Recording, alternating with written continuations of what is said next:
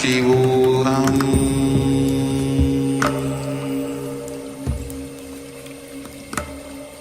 Om Nithyananda Paramashivoham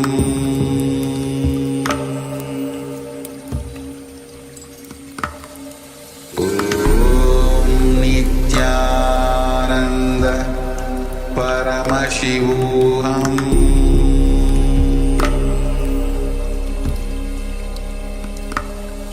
Om Nithyananda Paramashivoham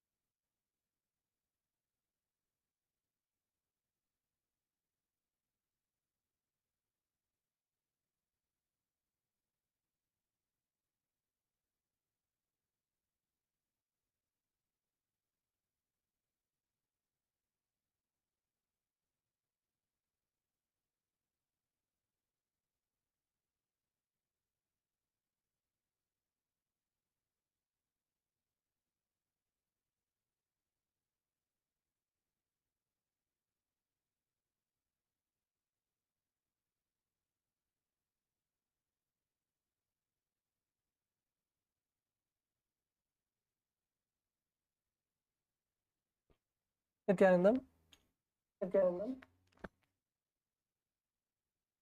Nithyanandam, welcoming all the participants to a beautiful day of Nithyananda Yoga. Please settle down. Have your Panchapatram and Uddharani with you and apply the Aushadha on your forehead and third eye. Let's all sit straight. Place your hands in the Atma Anjali Mudra and close your eyes. Nithyanandam Paramasukadam Kevalam Jnanamurtim Dvandvatitam Gagana Sadrisham Atmamasya Ekam Nityam Vimalamachalam Sarvadhi Sakshi Bhutam Bhavatitam Trigunarahitam Sadgurum Tam Namami. Let us now chant the Shiva Mula Mantra. Om Ham Haum Shivaya Namaha. Om Ham Haum Shivaya Namaha. Om Ham Haum Shivaya Namaha. Om Ham Haum Shivaya Namaha. Om Ham Haum Shivaya Namaha. Om Ham Haum Shivaya Namaha. Om Ham Haum Shivaya Namaha. Om Ham Haum Shivaya Namaha. Om Ham Haum Shivaya Namaha. Om Ham Haum Shivaya Namaha. Om Ham Haum Shivaya Namaha. Let us now begin with the Tattvachamanam. With your right hand in the Gokarna Mudra, pour an Uddharani of water and take 3 sips of water as we chant the following 3 mantras. Om Atma Tattvam Shodhayami Svadha Om Vidyadattvam Shodhayami Svadha. Om Shivadattvam Shodhayami Svadha. Wash your right hand. With the base of your right hand thumb, wipe your lips from right to left. Om Ham Hridayaya Namaha. Wash your hand again. With the index, middle, and ring finger of the right hand, touch above your upper lip and below your lower lip, washing your hand again. Now, with the tips of the index finger and thumb joined together, touch your right nostril, left nostril.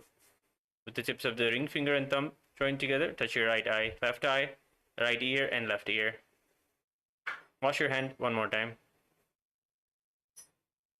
With the little finger and thumb joined together, all the fingers together, touch the top of your head, right shoulder, left shoulder, and the center of your chest.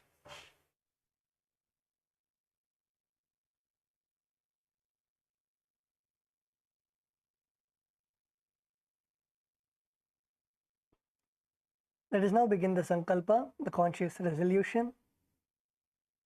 Please close your eyes. Visualize the inner space that you want to manifest today through the Nithyananda Yoga. Set the intention for your whole day.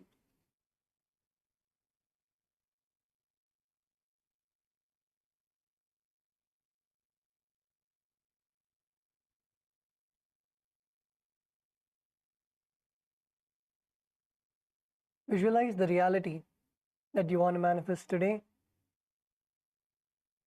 Make that as your Sankalpa, the conscious resolution. In the same way, visualize your body, the way that you want to manifest your body, completely disease-free. Visualize your body healthy, all your internal organs functioning optimally.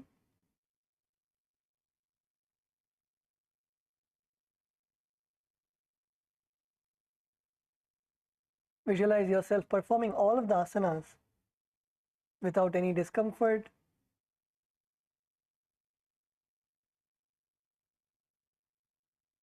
And with that, let us now begin the Sankalpa.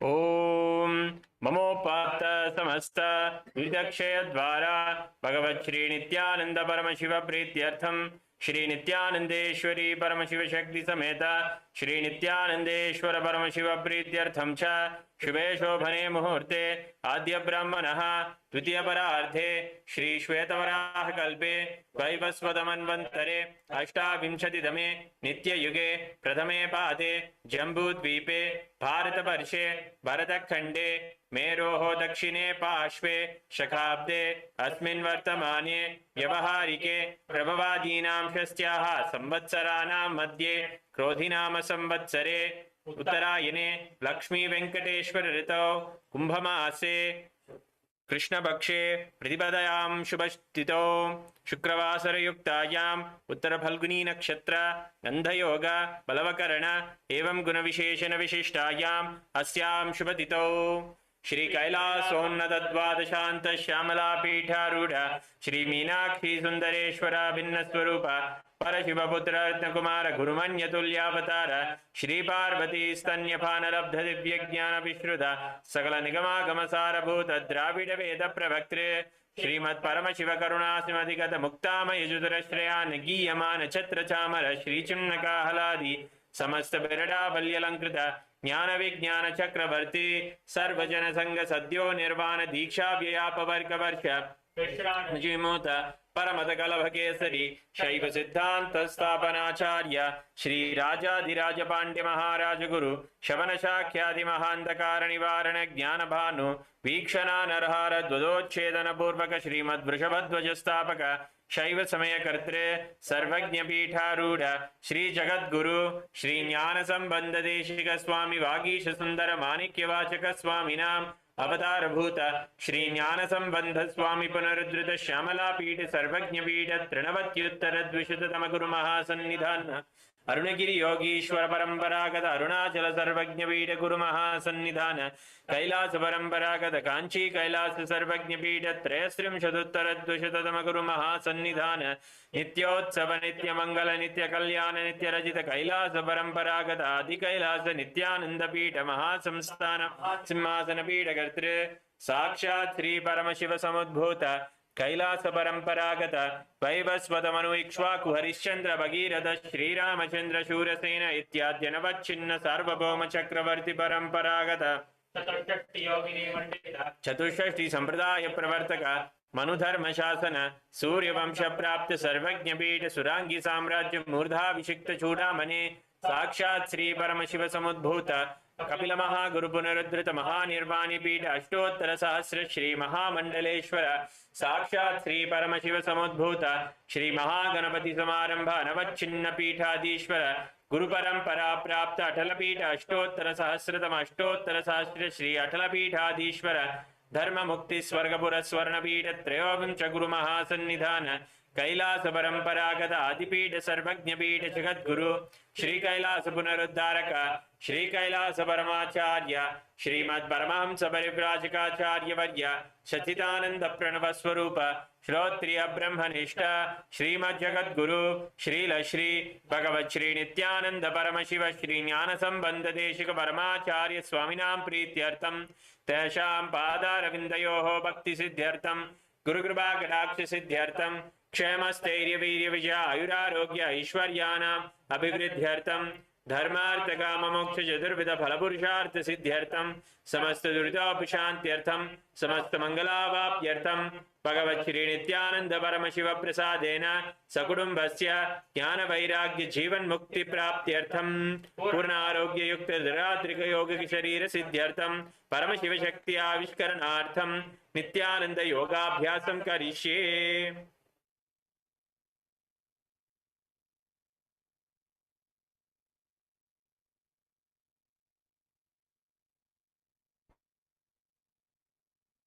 Now please place your Panchapatram and Udharani to the side and let's all stand up on our mats. Please stand up. Let's begin with the skeleton dance.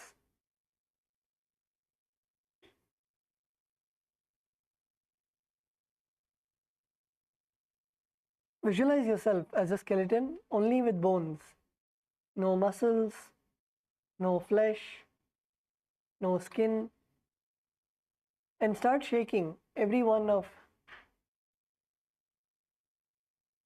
your bones, your joints. Start shaking your hands, your knees, your legs, your elbows, your shoulders. Start shaking rapidly.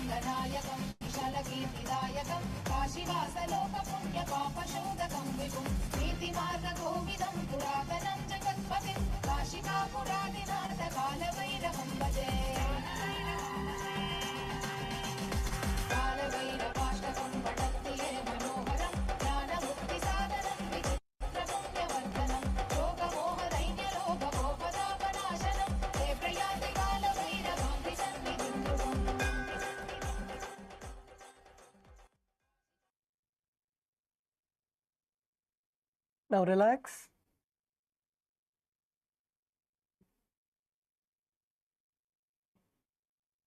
Breathe in and out deeply.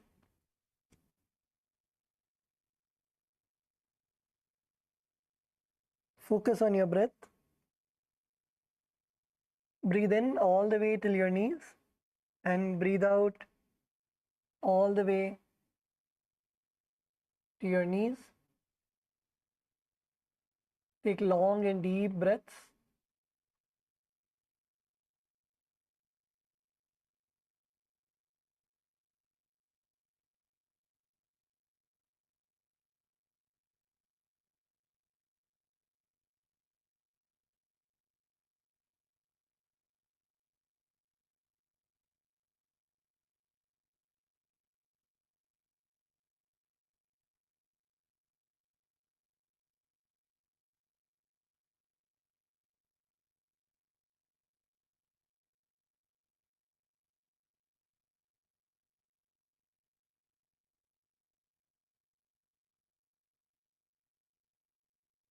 Okay. So let's all now settle down. Please settle down on your mats.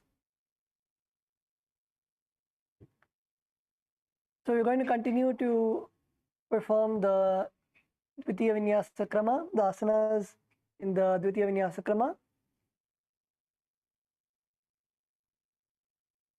So the first asana for today is Ardha Paschimottanasana. So we're going to begin with both our legs stretched out. Please stretch both your legs out. And now you can bend your right knee. Bend your right knee. Place it all the way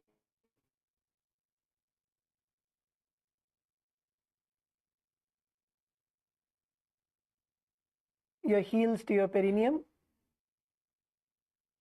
And now inhale, bring your arms all the way up.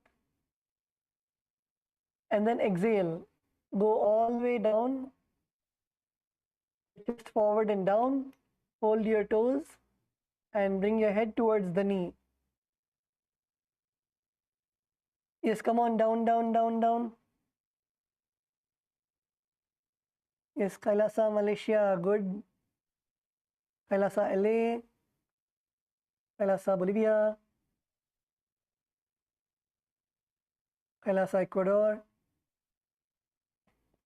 Bend all the way down. Feel the nice stretch in your hamstrings.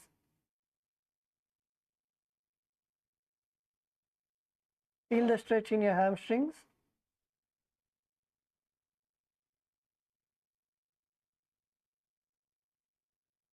Try to touch your forehead to your knees.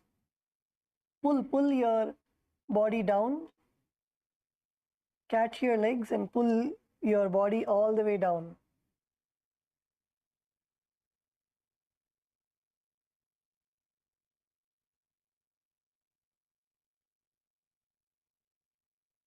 Okay, wonderful. So in this asana, visualize Swamiji in your inner space. Perform the Jiva Chala Kumbhaka. Jiva Chala Kumbhaka is inhale and visualize the prana going in the upward and downward direction from your Sahasrara to your Mooladhara and your Mooladhara to the Sahasrara.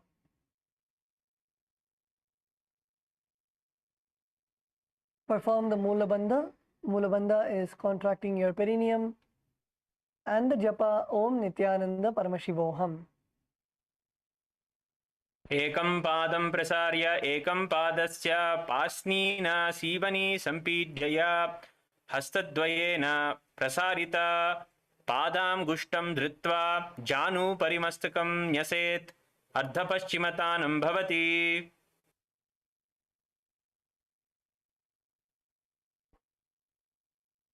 Okay, now relax. You can now come up.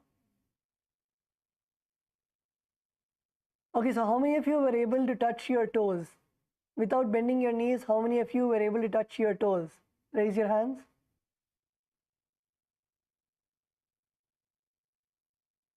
Okay. How many of you were able to touch your head to your knees?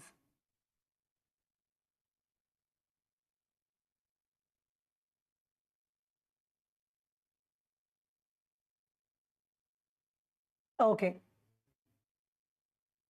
Okay, wonderful. So next we're going to go to the next asana, which is Crown Chasana. So in Crown Chasana, you're going to continue to sit with your left leg stretched out. Your right leg, now instead of putting your heel to your perineum, you're going to bring your heel outside of your thighs. From your right heel, take your right heel from next to your perineum and bring it all the way outside of your thighs. And continue to keep your left leg stretched out. Continue to keep your left leg stretched out.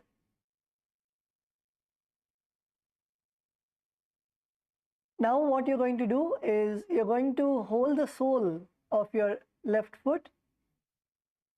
Hold the sole of your left foot. And now you're going to lift your leg all the way up. You lift your leg all the way up and keep your knee straight. Keep your knee straight. Lift your leg all the way up. KAILASA Malaysia male team.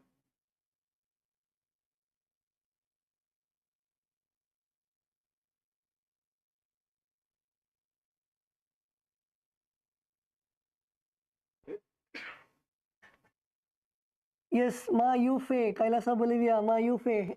Forehead to your knees.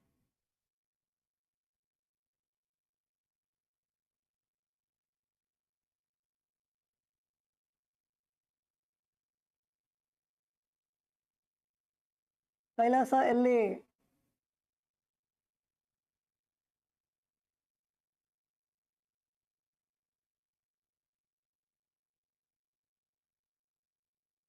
Yes, KAILASA LA, if you are doing good.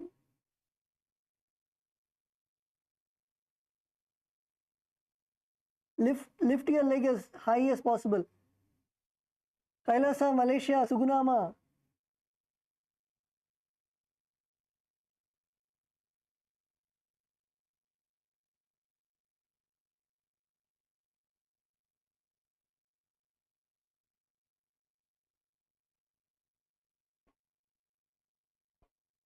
Yes, keep your legs up. Keep your legs up. KAILASA Ecuador.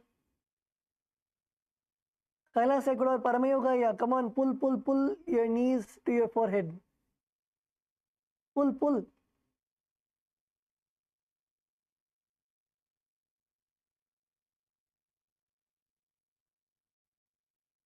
KAILASA Salem. Nandakumaraya, பண்ணிட்டீங்களா?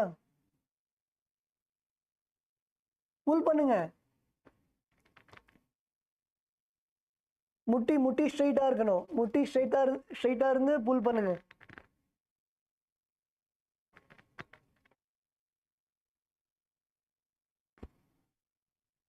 Okay, so balance in this asana. Visualize yourself as a crane. Visualize yourself as a crane, as the bird. Perform the Jivachala Kumbhaka. The Jivachala Kumbhaka is inhale. Feel the prana going all over your body, from your Mooladhara to your Sahasrara. And then exhale. Perform the Moola Bandha. Moola Bandha is contracting your perineum. And the japa Om Nithyananda Paramashivoham.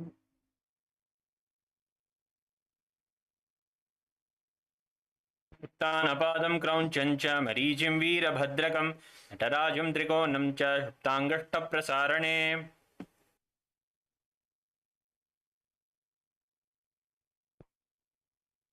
Okay, now relax.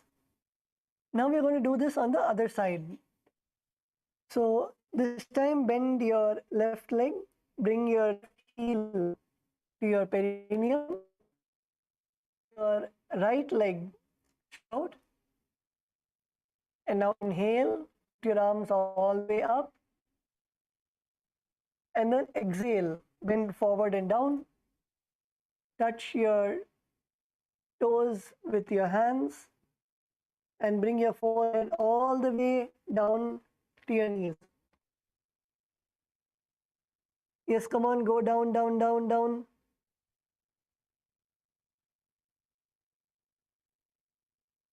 Atmadayama Nithyanandam.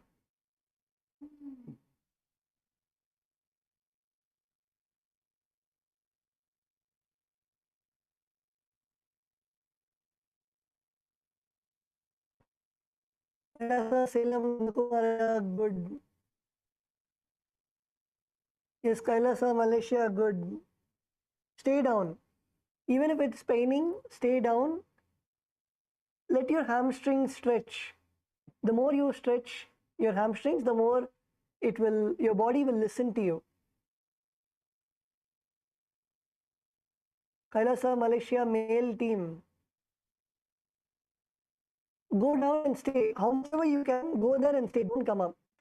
How much ever you can do, go that much and stay. Stay and breathe. You can slowly bounce up and down and try to bring yourself lower and lower. You will see that your body will listen to you.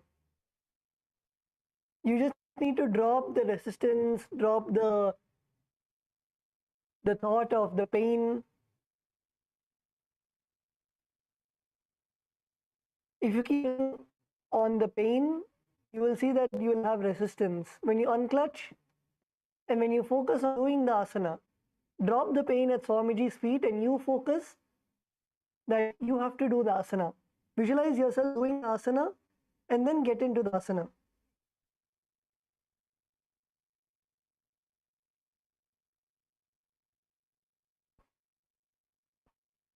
Yes, Kailasa, Ecuador, Antoinaya lower.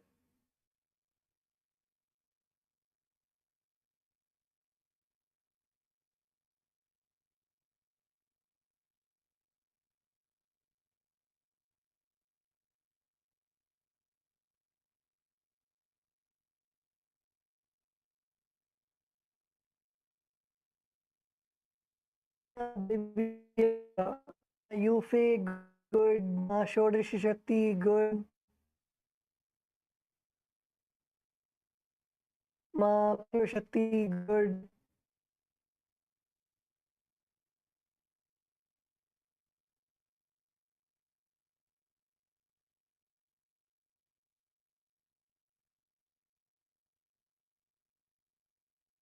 Okay, so in this asana, visualize Swamiji in your inner space. Perform the Jiva Chala Kumbhaka. Inhale. Feel, when you hold your breath, feel the prana, the life energy flowing all the way from your Mooladhara to your Sahasrara.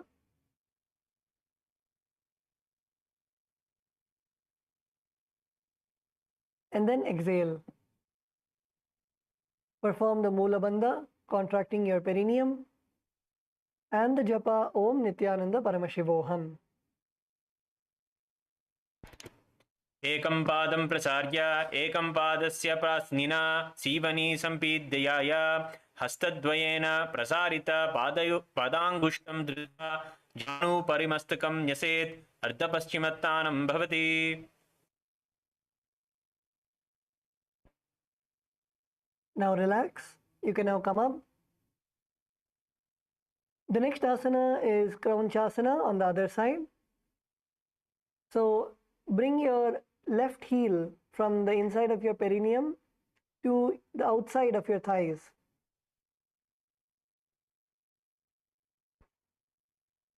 Bring your left ankle outside of your hips.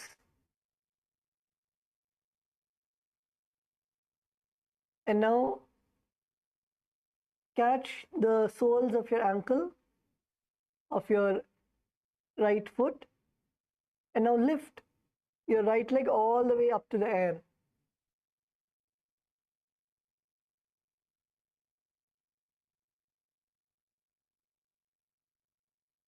Lift your right leg all the way up to the air. Yes, come on, lift, lift, lift and stay. Nandakumaraya.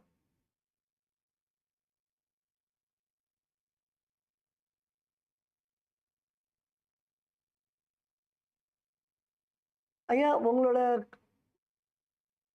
கால் வந்து ஒரு கால் வந்து வெளியில் இருக்கணும், இன்னொரு கால் வந்து மேலே இருக்கணும்.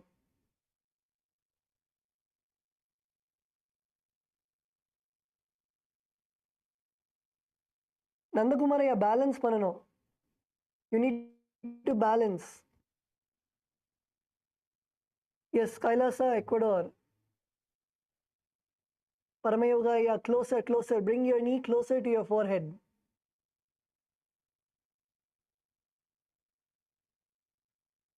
Kailasa, Malaysia, stay, stay, stay, stay. Stay in balance. Maharaj முடியல, இது ரொம்ப கஷ்டமா இருக்கு.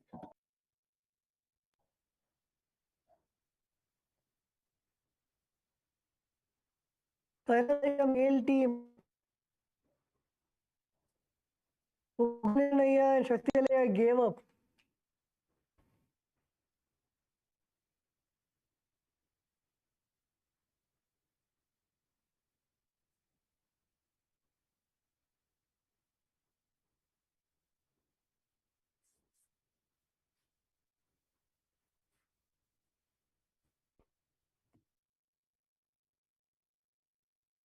Yes, Kailasa, Bolivia, good.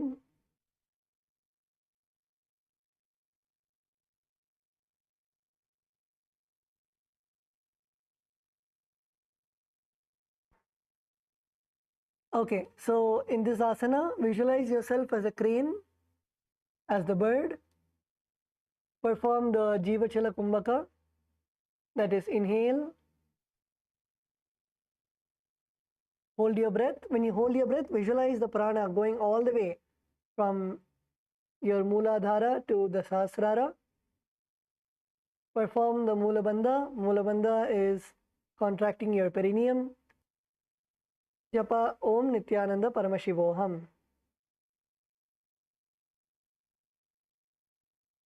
तानपादं क्रौञ्चं च मरीचिं वीरभद्रकं नटराजं त्रिकोणं च सुप्ताङ्गष्टप्रसारणे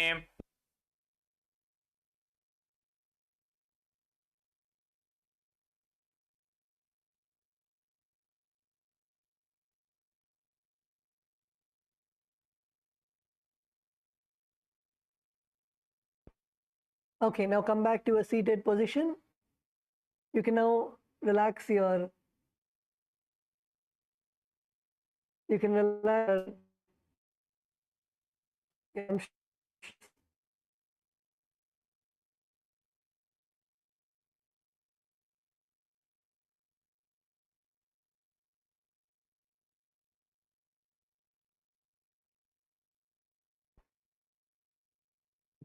Okay, so let's now go to the next asana.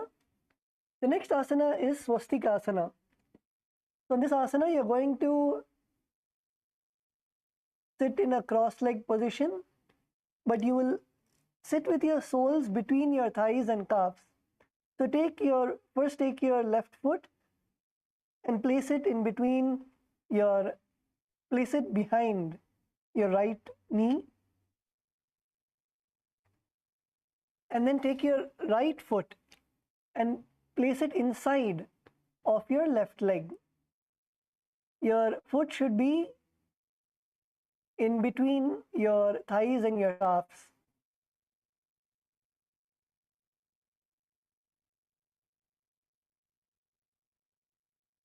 Insert your feet inside of your knees, inside of your thighs. So first take your left foot and place it behind your right knee, inside of your right knee. And now bend your right leg and place your foot inside of your left thigh. So both your feet should be held in between your thighs and your calves.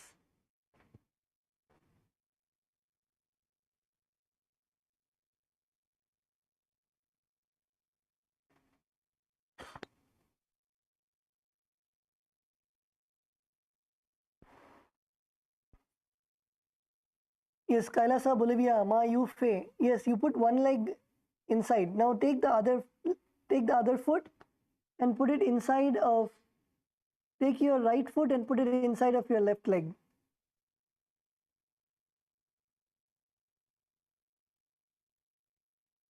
Yes. Yes, ma, good. Kailasa, Malaysia, Baluaya. Yes, correct.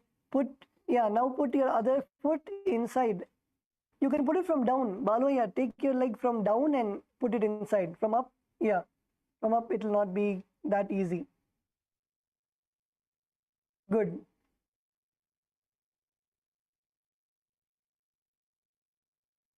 Yes, Kailasa, LA, good. Kailasa, LA, ma, Jnanalakshmi, ma, your other foot has to be inside your thighs and your calf muscles. Yes.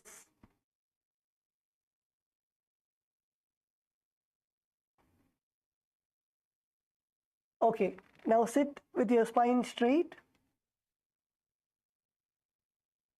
You can rest your palms on your knees.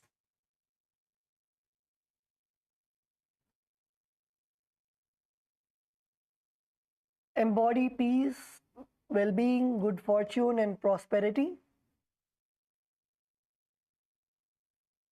Perform the Jivachala Kumbhaka. The Jivachala Kumbhaka is inhale, hold your breath, feel the prana going all the way from your Mooladhara to the Sahasrara, and then exhale. Perform the Moola Bandha. Moola Bandha is contracting your perineum, and the japa Om Nithyananda Paramashivoham. जानूर्वोरन्तरे सम्यक् कृत्वा पादतले उभे रुब्जिकाय समासीना स्वस्तिकं तत्प्रचक्षते.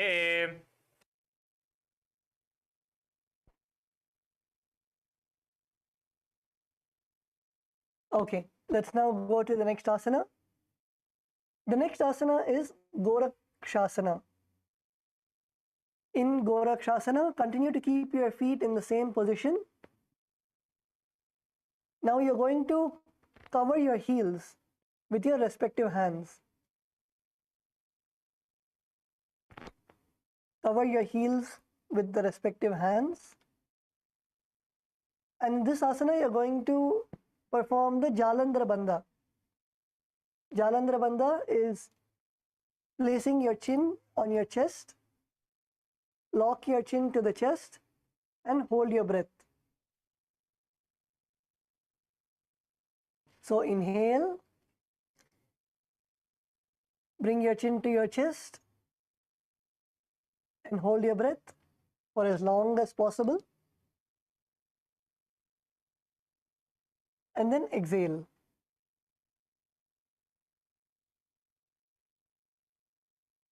In this asana, visualize yourself as Sage Goraknatha, who's one of the founders of the Natha Yoga Sampradaya, one of the great sages of yoga.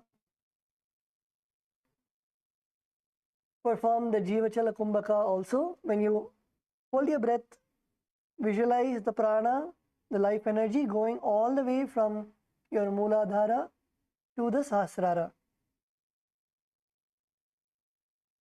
Perform the internal japa Om Nithyananda Paramashivoham.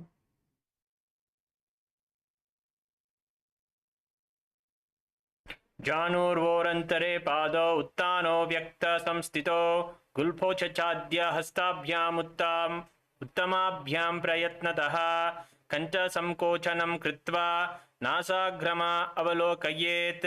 घोरक्षासनम् इत्याहुः योगिनां सिद्धिकारणम्. Now relax.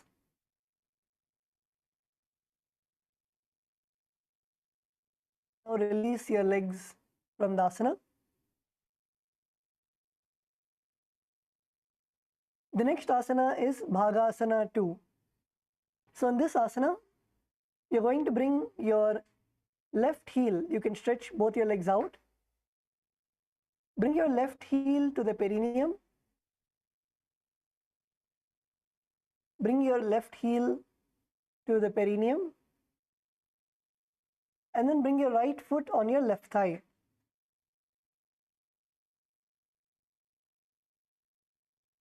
bring your left heel to the perineum and then take your right foot and place it on your left thigh.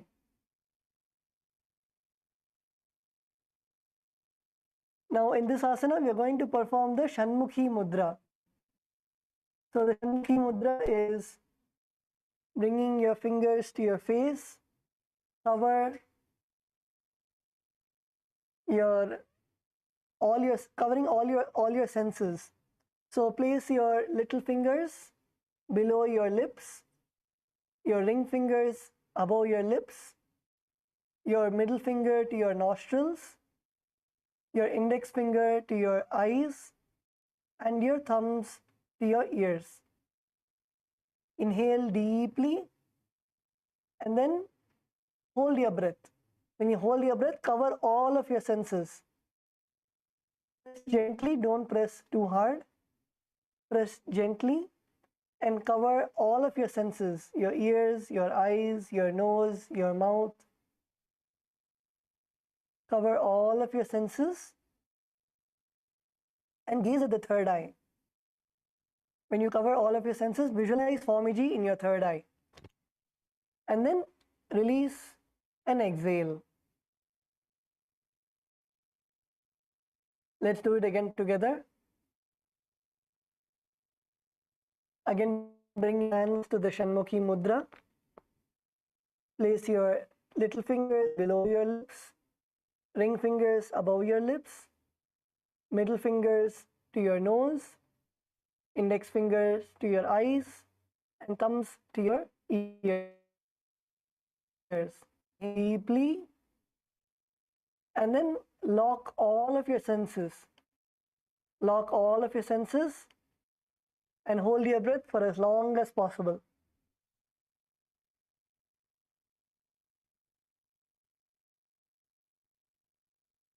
And then exhale.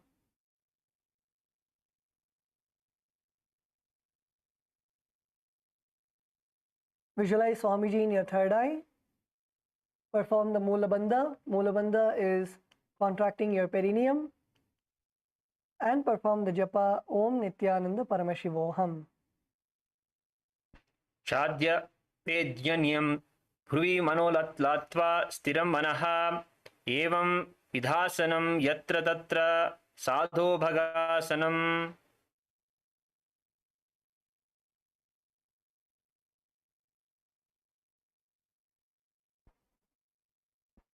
Okay, now relax.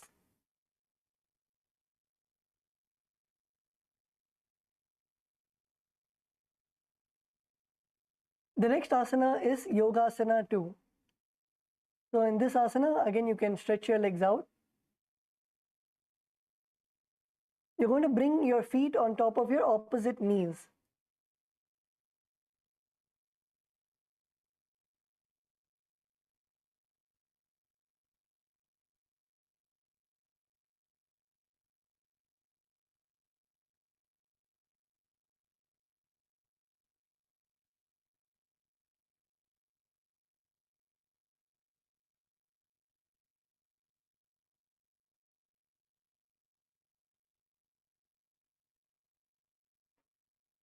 Yes, let's all come to the asana. Place your knees on your opposite thighs. So it is almost like putting Padmasana, but in Padmasana you'll have your foot all the way till your thighs. In this asana, it's only till your knees.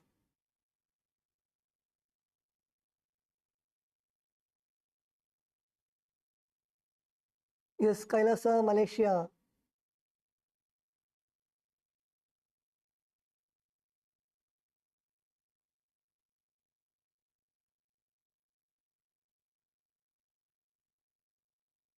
Okay, so in this asana, you're going to place your palms next to you and place your palms facing up. You will not be placing your palms on your thighs. You'll be placing it on the ground next to you with your palms facing up.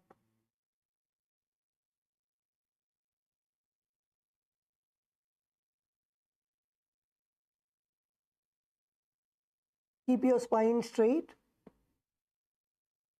Visualize Swamiji in your third eye.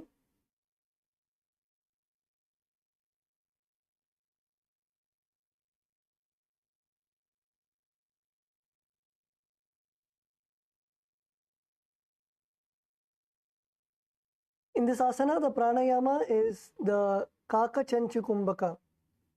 So you will be placing your lips like the beak of a crow and placing your tongue near your teeth and inhale, hold your breath and exhale.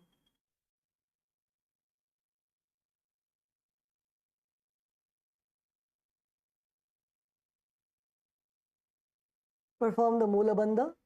Mula Bandha is locking your perineum and the japa Om Nithyananda Paramashivoham.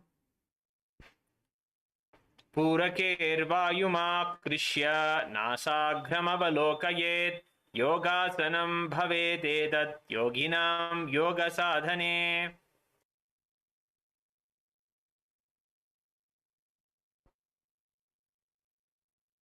Okay, now relax. The next asana is Urdhva Kukkutasana. So now we are going to have our legs in Padmasana. So you can lock your legs comfortably in Padmasana. Place your left foot on your right thigh and your right foot on your left thigh. If you want, you can interchange your legs. From the last asana, if you're comfortable, you can remain in Padmasana. Or if you want to interchange your legs, you can place the opposite leg on the thigh first. Now from Padmasana, you're going to place your hands flat on the mat beside you.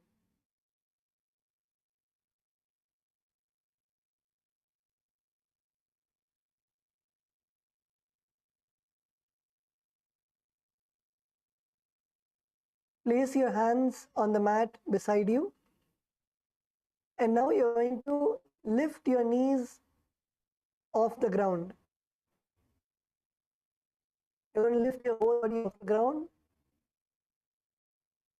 So place your palms on the ground next to you and nicely spread your fingers wide and then lift.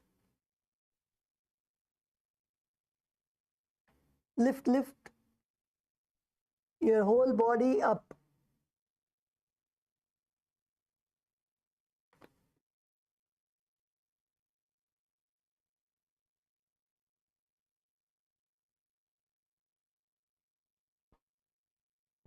If you're not able to lift your whole body, you can keep your knees on the ground and you can lift your buttocks off the ground. You can keep your knees on the ground. You can begin with lifting your behind off the ground.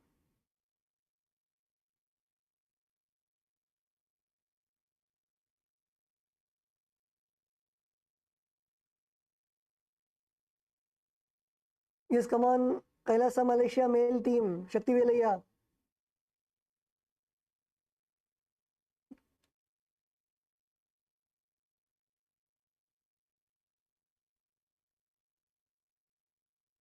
Kailasa Bolivia, yes, Ma Yufe, good.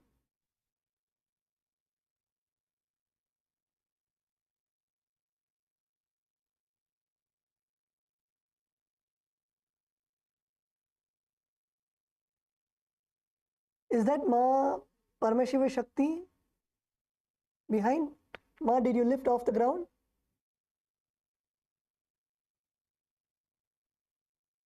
Okay, wonderful. Yes, Kailasa LA.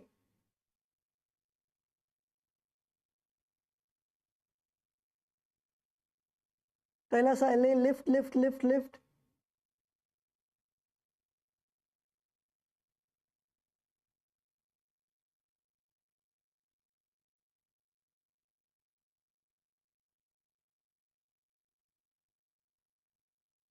Yes, Kailasa LA, Jnanalakshmi Ma, lift. lift your whole body off the ground.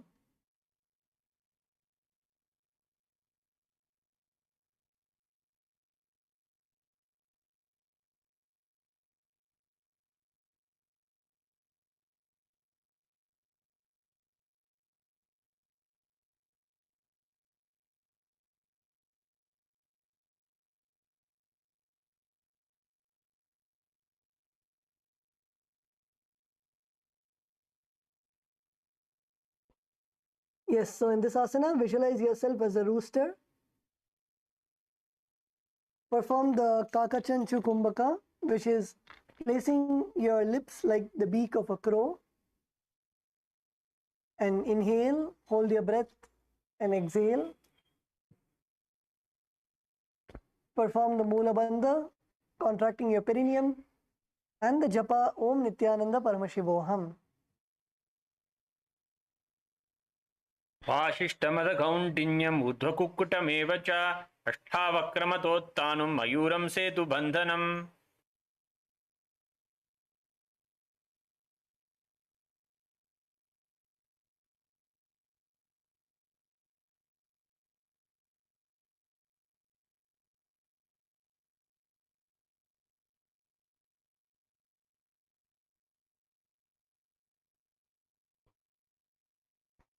The next asana is, you can now relax. The next asana is Siddha Haratali Asana. So in this asana, from Padmasana, insert both your hands through your knees and place them on the mat. From Padmasana, insert both your hands through your legs and keep your palms on the ground.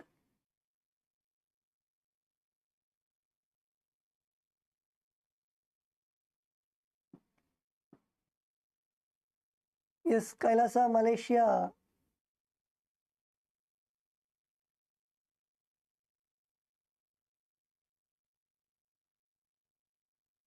Yes, Kailasa, Malaysia. Ma next to Suguna Ma. Ma first put Padmasana. Suguna Ma, make them put Padmasana.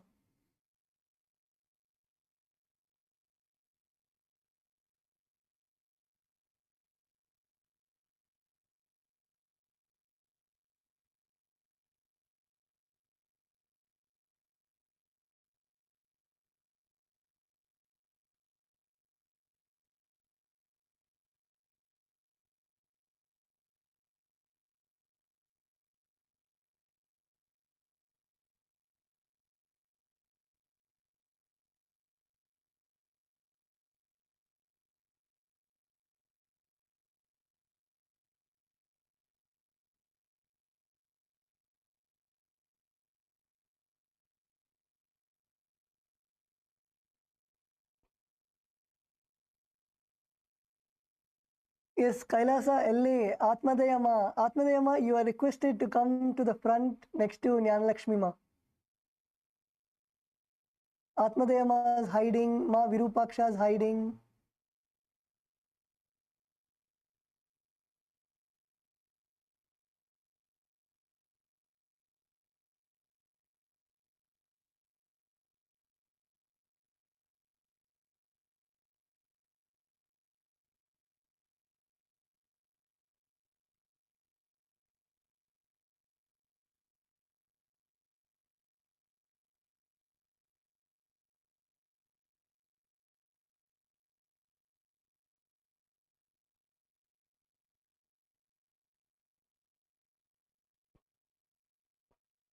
Yes, Atmadayama, thank you, Ma. Now Tattva Maharaj can see you clearly.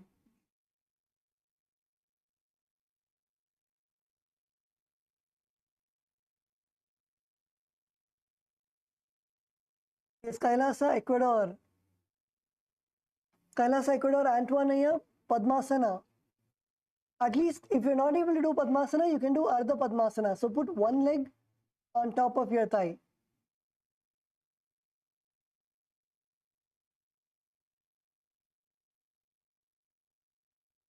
Kailasa, Malaysia, where did Pugalendranaya go?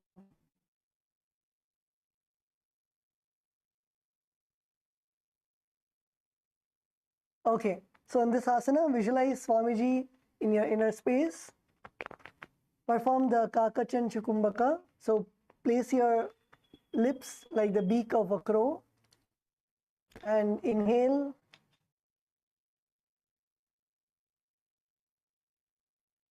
Through the gaps of your lips and then hold your breath for as long as possible and then exhale. Perform the Mula Bandha. Mula Bandha is contracting your perineum and the japa Om Nithyananda Paramashivoham.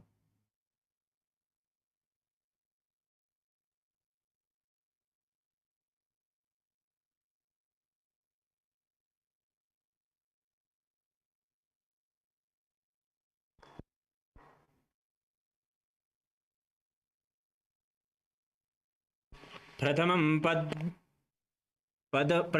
पदमासनं कोकरे हस्तौ दो गोड़ा समधि धरे ube हथेले भूधरी राखे पोचो गोड़ा समधमय धाके.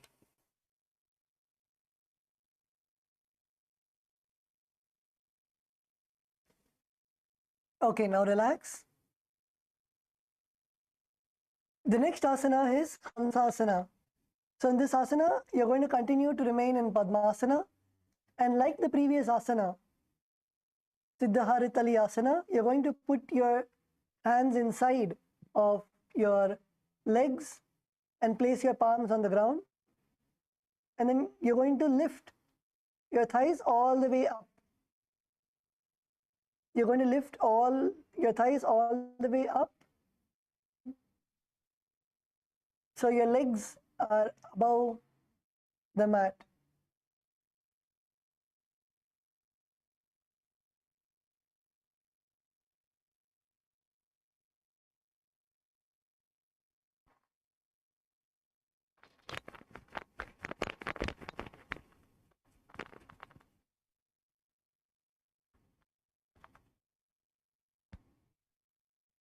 Yes, let's all get into the asana. If you're not able to lift your whole body, you can lift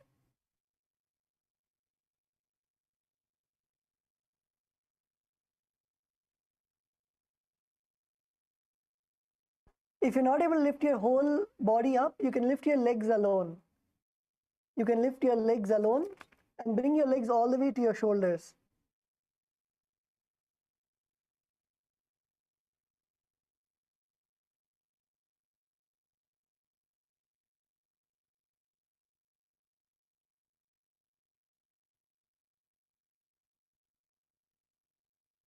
Last one.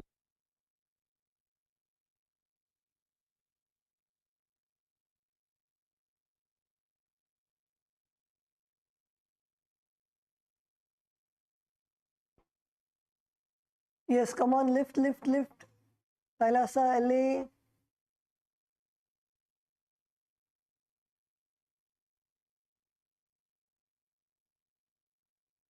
Okay, let's all lift for 3 seconds. Let's all lift together for 3 seconds. So place your hands comfortably on the ground, spread your fingers, and then bring your whole body weight to your hands. Press your hands to the ground and then lift. Lift off the floor.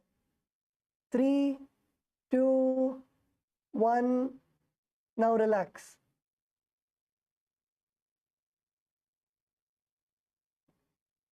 Let's do it again. Place your palms firmly onto the ground. You can first come up on your knees. You can come up on your knees. So lift your behind off the ground, come to your knees, and then put your full body weight on your hands, and then lift your knees off the ground. Lift, lift, lift. 3, 2, 1. Now relax.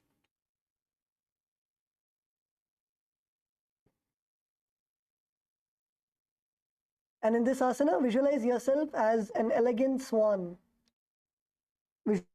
Visualize yourself as an elegant swan. Perform the Kakachan Chukumbaka, which is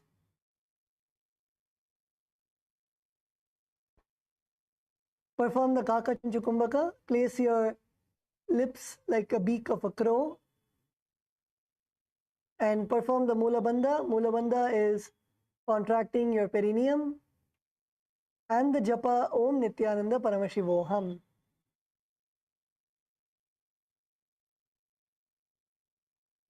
kukkutasana स्थित्वा कंध पर्यन्तं ऊरूनि नीत्वा तिष्ठेत् हंसासनं भवति.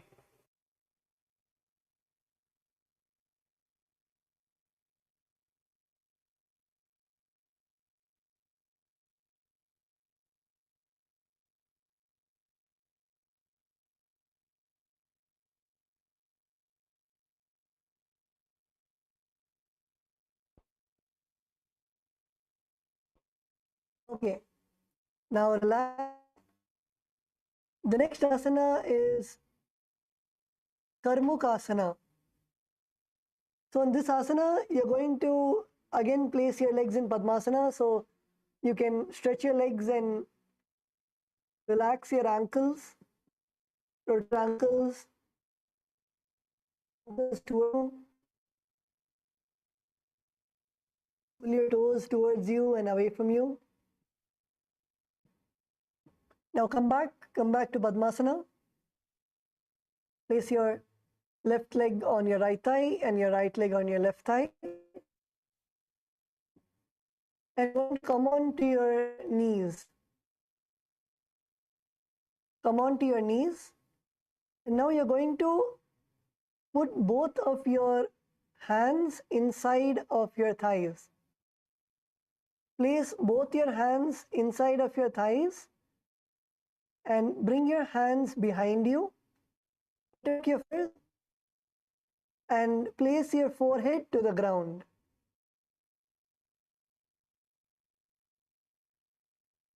Yes, Atmadaya ma good. Jnanalakshmi ma good.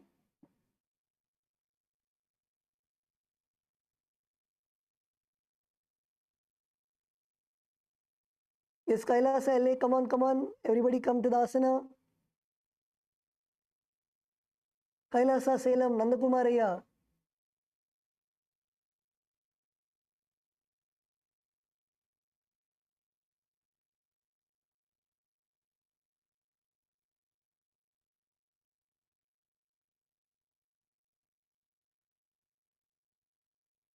Kailasa Malaysia male team, good. Kailasa Bolivia, Ma Yufe, good. Ma Shodashi Shakti, good. Ma Paramashiva Shakti, good.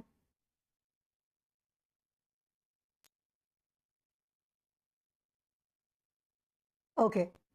So in this asana, visualize yourself as Lord Shiva's bow.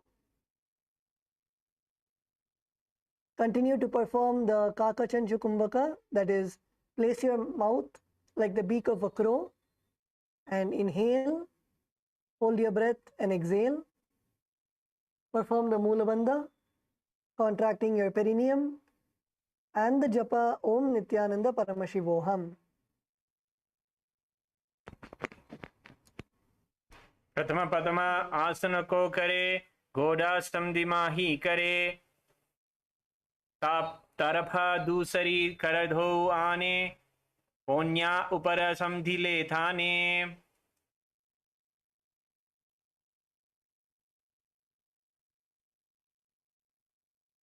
All of you can now relax. Come back to a seated position in Padmasana. Come back to a seated position in Padmasana. The next asana we are all going to be performing is going to be Kurmasana 2. In Kurmasana 2, as you are seated in Padmasana, you are now going to insert both your hands through your thighs and your calves. So in the gap between your thighs and your calves, you're going to insert your hands. As you can see, you can either wrap your thighs and calves around your hand or you can insert.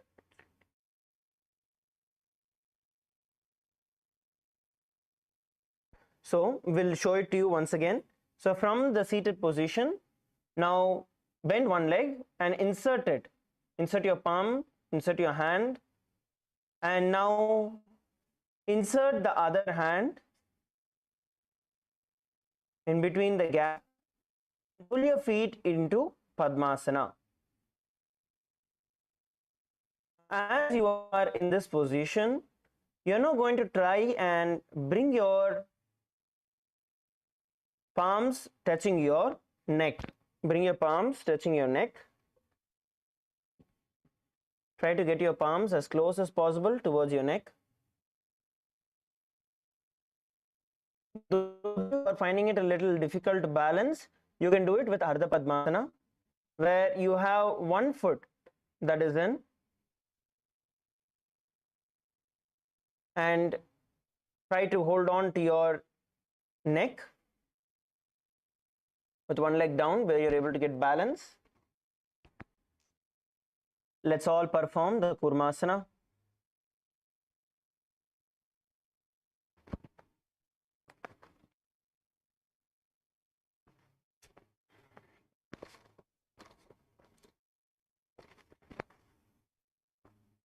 Now visualize yourself as a turtle and a stable body and mind to live for hundreds of years, and the internal japa Om Nithyananda Paramashivoham. Vami janga paridakshina pava, dahini janga para vami lyava, pahalya amsarghale ghat, purama asana yehe kahave. Relax. Now we'll go to the next asana. The next asana is going to be Granthi Bedasana. So it is going to be the same asana as earlier. Instead, what you're going to do is you're going to bring your head down, tucking your chin to the chest in the Jalandhara Bandha, and bring your gaze to the nose. So once again, you're going to enter your hands between your thighs and your calves. In the other hand, once you place your feet into Padmasana, now lock your chin to the chest in Jalandhara Bandha, bringing your palms as close as possible to your face and balance. Yes, let's do it together. Come on, LA. Everyone in LA.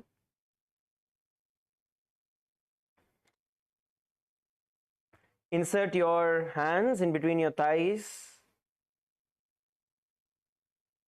and your calves.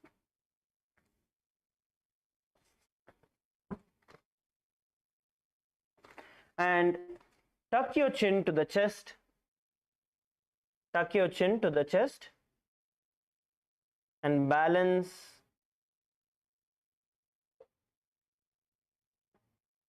Visualize yourself as Paramashiva in your inner space and the internal japa Om Nithyananda Paramashivoham.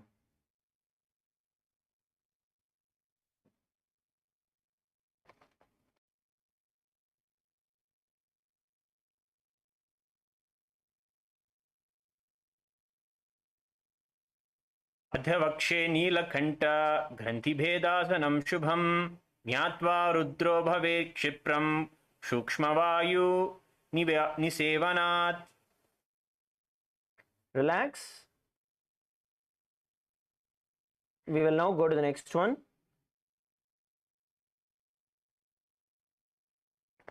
The next asana we are going to be performing is going to be Uttana Kurmasana. In Uttana Kurmasana, what we are going to do is in the same position where we are inserting our hands between our thighs and our calves, we are going to try and hold on to our neck and lie down on the ground. So we'll be lying down on the floor once we insert our hands between the thighs and the calf muscles. Then you're going to lie down on the ground, rolling back on your back trying to hold on to your neck. Let's perform this together. All of you enter into Padmasana. As you insert your hand between your thighs and your calves, insert your hands between your thighs and your calves. If you feel the Padmasana is hard, you can do Ardha Padmasana also, where one foot is crossed. And now lay down on your back, roll down on your back.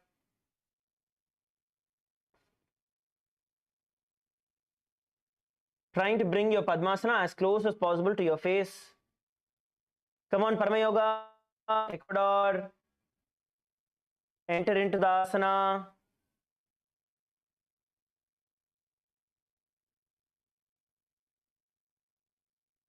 Now hold in this position in the Uttana Kurmasana. Once again, you're going to visualize yourself as the tortoise in your inner space with a stable body and mind, living for hundreds of years with the internal japa Om Nithyananda Paramashivoham. कुक्कुटासनबन्धस्थं कराभ्यां दृढ्लखण्डरं पीठं कूर्मावदुत्थानम् एतदुत्थानकूर्मकम्. Relax. Now slowly come back to seated position. We are actually following a series of asanas which are all based on Padmasana. So the next asana is also going to be based on Padmasana. It is called Pangu Kukkutasana. The next asana is going to be called as Pangu Kukkutasana. So as you are seated in Padmasana, you are going to place both your hands through the gap of your thighs and your calves. So once again, you're going to insert your hands in the gap of your thighs and your calf. So this time you're going to insert both of it through the same hole. See, earlier we had inserted our hand in between each of the thighs and calf. This time we are going to insert our hand in the gap that is close to your perineum, that is close to your stomach. So insert both your hands there. Now we are going to be placing one hand flat on the ground, one hand flat on the ground, and with the other hand hold on to the wrist, hold on to the wrist of the hand that is flat on the ground. Okay, now from here we want to lift our body up on one hand and hold in the air. Those of you who are able to do can try. If not, try to place your knee on the ground and lift your butt off the ground. Place your knee on the ground and lift your butt off the ground. If you feel lifting off your entire body is hard, you can try the easier variation by placing your knee on the ground and lifting your butt off the ground.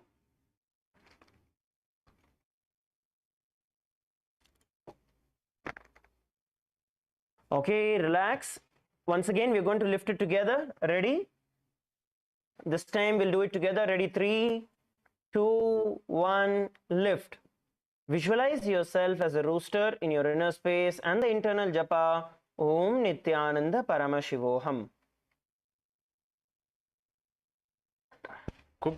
कुक्कुटासनवच्छित्वा एकेन हस्तेन अन्यस्य मणिबन्धं धृत्वा हस्ततलेन भूमिं विस्तिभ्य तिष्ठेत् पङ्गुकुक्कुटासनं भवति. Relax, relax, relax, relax. Rotate your wrist, shake your wrist out and start rotating your wrist. So we relax our wrist. We're going to be repeating this on the other side. So rotate your wrist.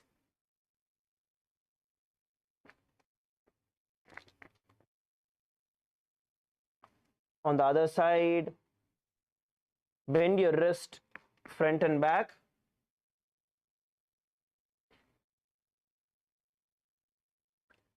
Nandakumar ஐயா பண்ணுங்க. Relax your wrist. Okay, now let's do the same Pangu Kukkutasana on the other hand. So once again, insert both your hands in the gap between your thighs and your calf. Now, earlier if you placed your right hand on the ground and held on with your left hand, you're going to repeat it on the other side now. Kailasa, Malaysia, female team. Let's enter into Padmasana. Insert your hands in the gap. And now we are going to try and lift our body off the ground. If you're not able to lift your entire body, at least lift your butt off the ground with your knees on the floor. Let us now lift up. Visualize yourself as a rooster in your inner space. And the internal japa, Om Nithyananda Paramashivoham. कुक्कुटासनवच्चित्वा एकेन हस्तेन अन्यस्य मणिबन्धं धृत्वा हस्ततलेन भूमिं विष्टिभ्य तिष्ठेत् पङ्गुकुक्कुटं भवति. Relax, once again relax and rotate your wrist. It's only by performing these asanas more and more and consistently doing, we will actually build the strength in our wrist. So rotate your wrist and relax. Let's get into the next asana. The next asana that we are going to be performing is going to be Gridrasana. So now please come to a seated position in Padmasana. Please enter into Padmasana. Now as you are seated in Padmasana, you are now going to place your elbows on the toes and interlace your fingers. Elbows on the toes, interlace your fingers. Rest your chin on the knuckles, pressing your thumb into your throat. Okay? You're going to be pressing your thumbs into the throat. Don't choke yourself, you're just going to keep it there. And your chin on top of your knuckles. Hold the position.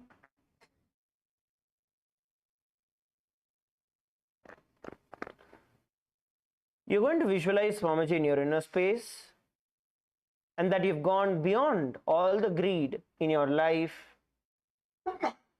And the japa, Om Nithyananda Paramashivoham. जानूर्घोरन्तरे पाद उत्तानो व्यक्तसंस्थितो गुल्पी चचाद्य हस्ताभ्याम् उत्तानाभ्यां प्रयत्नतः. Now relax. Now, from being seated in Padmasana, you're going to bring your palms on top of each other. Place it at the base of your stomach. Sit straight, have your spine straight, and gaze at your nose. Padmasana 3.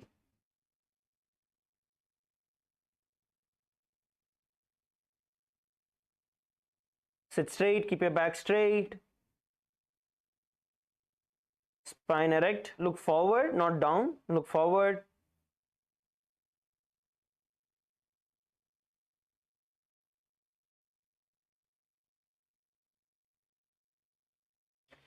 Now visualize Swamiji in your inner space. We are going to be performing the Mahamudra Bandha.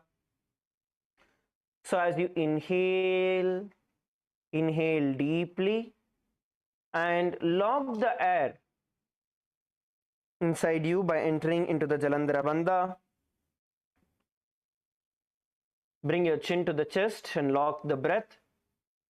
Now exhale deeply and pull your stomach in and up into the Uddiyana Bandha and hold. And then inhale again and lock the breath in the Jalandhara Bandha. Hold as comfortably as possible and exhale. Now pull your stomach in and up into the Uddiyana Bandha and inhale and repeat it. Visualize Swamiji in your inner space and the internal japa, Om Nithyananda Paramashivoham. नासाग्रे दृष्टमा विधाय चिबुकं चोत्तोल्य वक्षस्थलं मूलं साधुर्सज्जनाय भिक्कलयेत् स्वं राजदन्तस्य तत्. Relax. Now from Padmasana, place both your palms on top of your knees, palms facing down, spine straight, sit straight, keep your spine straight, look forward. Now bring your gaze towards your nose.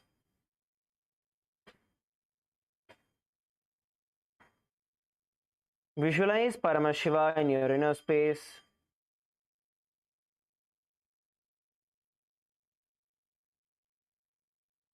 Just sit still.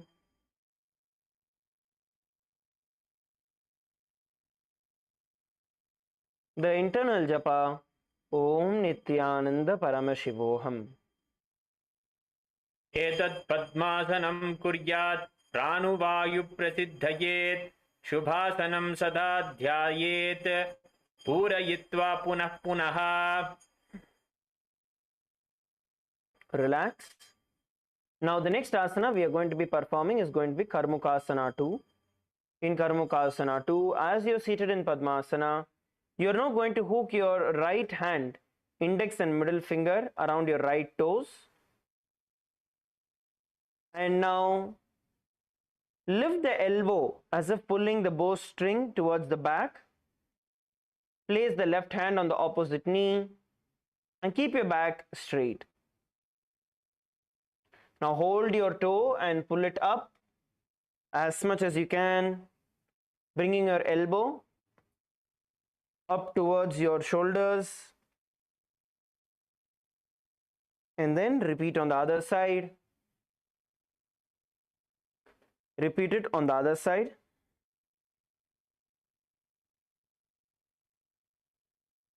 Pull the toe as back as possible. Pull it as back as possible, as strong as possible. Visualize the bowstring. Feet on the keep sides. Pull and hold. With the other hand, you're going to place on the opposite knee. Sorry, the other hand, you're going to place it on the opposite knee and press it down to the ground. Now, visualize yourself as Paramashiva's bow in your inner space and the internal japa, Om Nithyananda Paramashivoham. अथान्यथासनं वाक्ष्ये योगपूकर कक्षणात् कृत्वा पद्मासनं पद जङ्घयोस्थितम्. Relax. The next asana we are going to be performing is going to be Karmukasana 3. Now, in Karmukasana 3, as you are seated in Padmasana, you are going to bring your feet as close as possible on both sides. Bring your feet as close as possible to the hips on both the sides.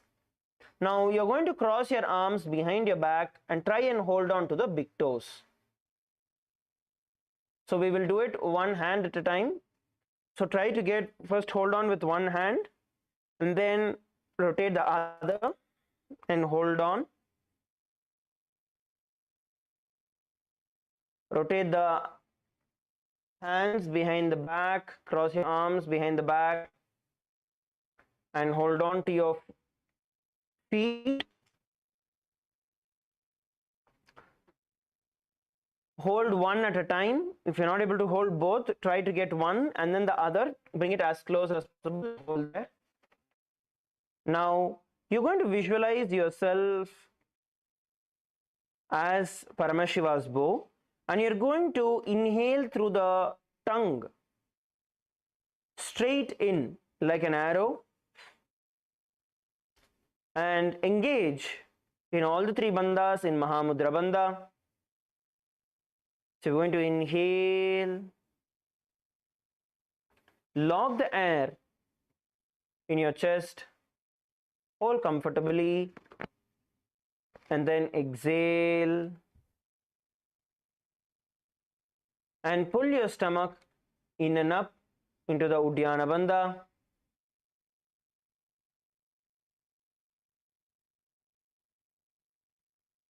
And relax and inhale.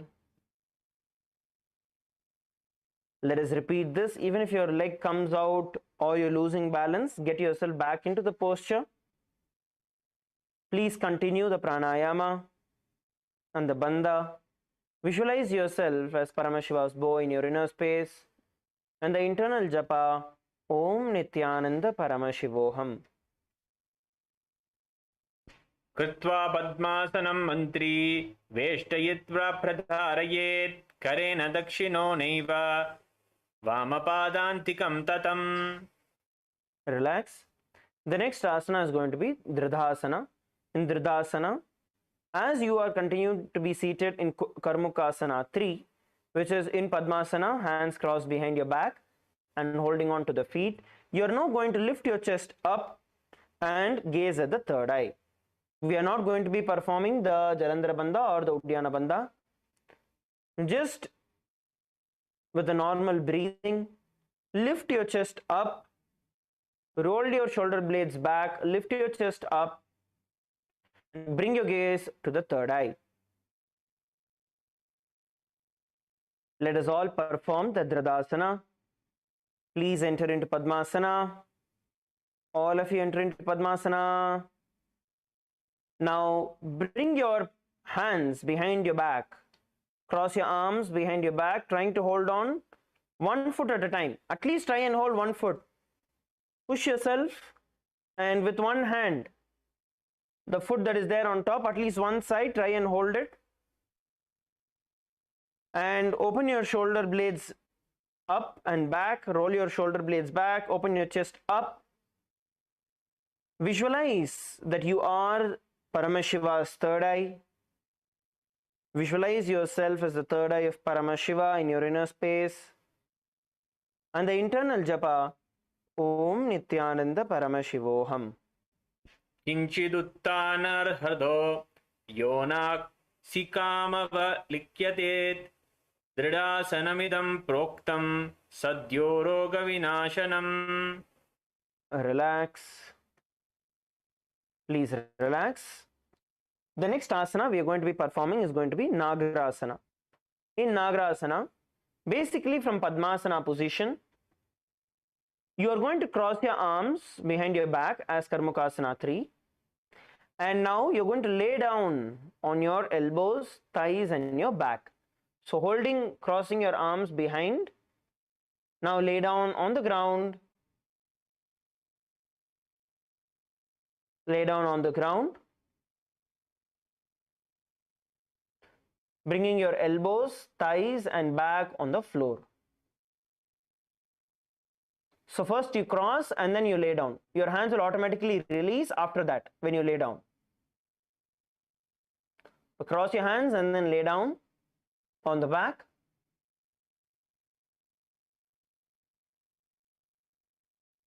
Place your elbows, your body is resting on your elbows, your thighs and your back.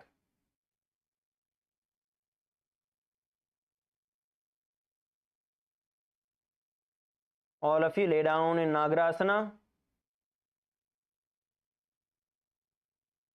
You don't need to hold on to your feet after you lie down. Just your hands are crossed behind your back as you're lying down.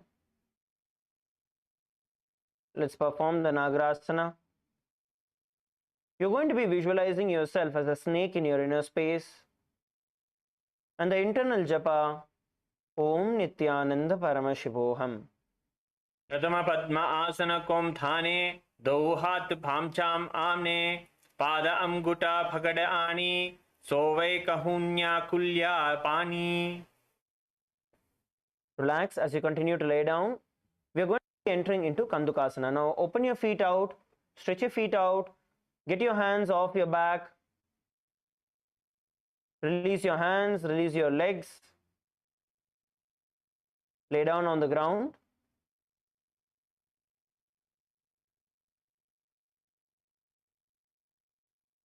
Now From this position, you're going to bend your knees and bring it all the way to your chest. Bend your knees and bring it all the way to your chest. And clasp your hands around your knees, squeezing your body like a ball. Squeezing your body like a ball. Let's perform the Kandukasana.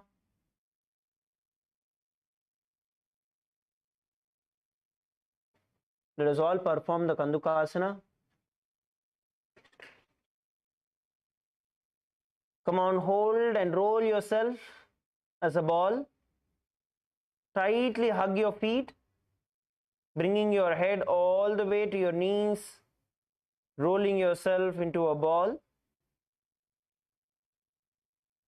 giving the much needed stretch into your entire spine. Now visualize yourself as a ball in your inner space and the internal japa, Om Nithyananda Paramashivoham. Vritasane sthitva hastapadan nikuksha murdhvam nayet prishtvamsena bhumim pothet Kamdukasanam bhavati. Relax. The next asana we are going to be performing is going to be Urdhva Pavanasana. In Urdhva Pavanasana, as you continue to lay down on your back, you're going to bring your feet to the ground, knees raised up, and interlock your hands and place them under your head.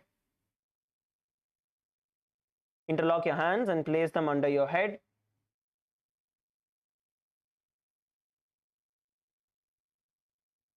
This is Urdhva Pavanasana. Let's all perform the Urdhva Pavanasana.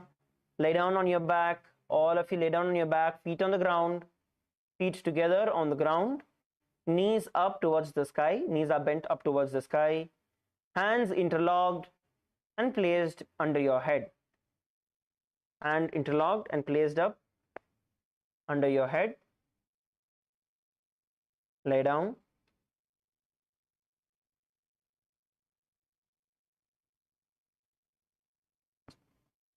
Lay down, hold the position.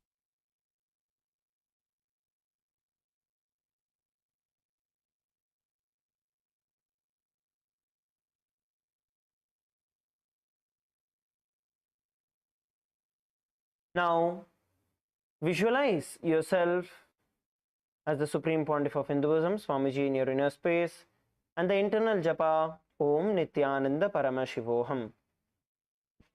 प्रथमे शुधो San करावे घोड़ा उबोरा से मिलावे Gulf माहिला अंगुष्ट दोई करे एकासी मलरसोई.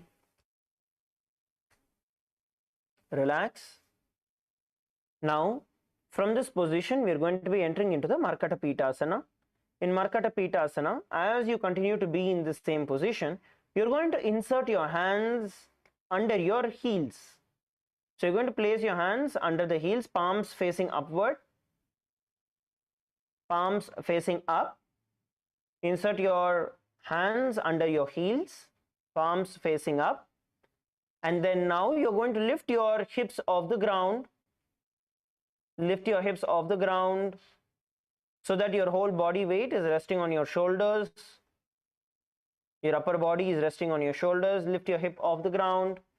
Palms under your heels, palms facing upward. Don't touch both the knees together. Have enough space between your knees. Now you're going to visualize yourself as a powerful alpha ape in your inner space and the internal japa, Om Nithyananda Paramashivoham. उत्तान सैनम पादतले उत्तान हस्तोस्तापयेत पृष्ठभागाम उत्तरमयेत मर्कटपीठम भवति. Relax. The next asana we are going to perform from here is going to be Utthana Shiki Pitakasana. In Utthana Shiki Pitakasana, from the existing position, we are now going to lay down on the ground and bring our hands under our hip. Hold on to your hip with your palms and stretch your feet out. Stretch your feet out. Try to stretch it out as much as possible without having a bend in your knee. Try to stretch it out as much as possible without bending your knee. Support your hip by placing your elbows on the ground and palms on your hips. And stretch your feet out as straight as possible and hold. Let us perform the Uttana Shikipitakasana. Come on, every one of you, lift and hold. Hold the position. Try to straighten out. Nandakumare, ungaloda mutti vandu valaikadinga. Nera venga. Muttiya straight ஆக்குங்க. காலை முன்னாடி இன்னும் stretch பண்ணி முட்டியை வளைக்காம straight பண்ணுங்க. Now visualize Swamiji in your inner space and the internal japa. Om Nithyananda Paramashivoham. Jhanghaghoru bhalahinyashet Uttanashikipitakam Apramatta prakurbhita Ukte Pragvijitendriyaha. The next asana we're going to enter is going to be Narakasana. All of you relax, relax on the ground, lay down on the ground. Just lay down on the ground. The next asana we're going to perform is going to be Narakasana. So in Narakasana, what we're going to do is, as you lay down, you're going to support your hip with your hands and you're going to lift your leg all the way to the sky, supporting, balancing your entire body on your shoulders and on your elbow. So let's do this together. Narakasana. Now rest your elbows on the ground, place your hands on the hip, lift your feet up towards the sky as straight as possible, toes pointing up towards the sky. Have your hips straight to your feet. Bring your hips straight to the feet. Don't bend it too much towards the back. The point is to keep it up towards the sky. Lift your hip off the ground. Try to lift your hip off the ground. LA team, female team, LA. Lift your hips off the ground. Place your hands under your hips, supporting your body, going up towards the sky, and hold the position. Now visualize yourself blissfully traveling through hell, unaffected by any of the negativities, and have the internal japa Om Nithyananda Paramashivoham. Vivakam tena bhumim vishtambha padagradvayam urdhvamurtayet narakasanam bhavati. Relax, come back to the ground.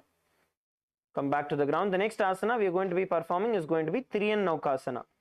In Tiriyan Naukasana, earlier in the previous asana, we lifted our foot all the way up towards the sky, balancing ourselves on the shoulder. Now here, we are going to bring it up slightly lower, so your legs are at an angle. Now, once again, lie down on your back, place your hands on your hips, under your hips. Now, lift your feet off the ground and place them in an angle towards the ground. So you're going to bring your feet straight but towards the ground and hold the position. So in the previous asana, we had the foot all the way up. In the previous asana, we had the foot all the way up. This time, we are going to be bringing it and hold the position little towards the ground in a slant way. Let's perform the Tiriyan Naukasana. Visualize yourself as a boat in your inner space, crossing through the ocean of samsara. And the internal japa, Om Nithyananda Paramashivoham. Naukavat stitvat urdhva padagradvayam nayet triyam naukasanam bhavati. Relax. relax on the ground. The next asana we are going to be performing is going to be Dvajasana. So in Dvajasana, what we are going to be performing is, as you lay down on the ground, your hands are going to be by the side of your hips. Place your hands on the ground, stretched inside of your hips. And then you're going to bring your feet all the way up to the sky, knees straight, and supporting by your hands on the ground. So instead of supporting your hip with your hands, you're going to now place your hands onto the ground and support your body by placing your hands on the ground. Let's all perform the Dvajasana. You're going to lift your hips off the ground and try to keep your legs straight. Don't bend all the way back. We are not going all the way back. Your feet have to be straight up towards the sky. You're going to visualize yourself as the flag of Kailasa, waving and flying high in all your countries. And the internal japa, Om Nithyananda Paramashivoham. क्रियन्नौकावद्ग्रीवा पृष्ठकूर्परैः भूमिमवस्तभ्य मस्तकलाक्षेन पादाग्रद्वयम् ऊर्ध्वनयेत् ध्वजासनं भवति. Relax, come down on the ground. We are going to be performing the Amritasana. This is the 308th asana. By performing this, we are officially finishing the Dvitiya Vinyasa Krama. So lay down on the ground. Have a slight gap between your feet.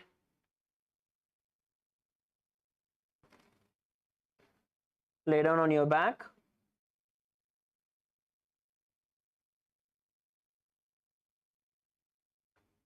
And just relax with absolutely no movement. Visualize your physical body is dead and Swamiji is liberating you. Absolutely no movement, no distraction.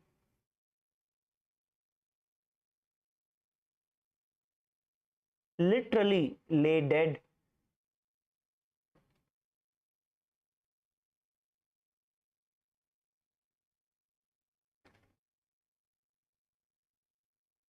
Close your eyes and relax completely.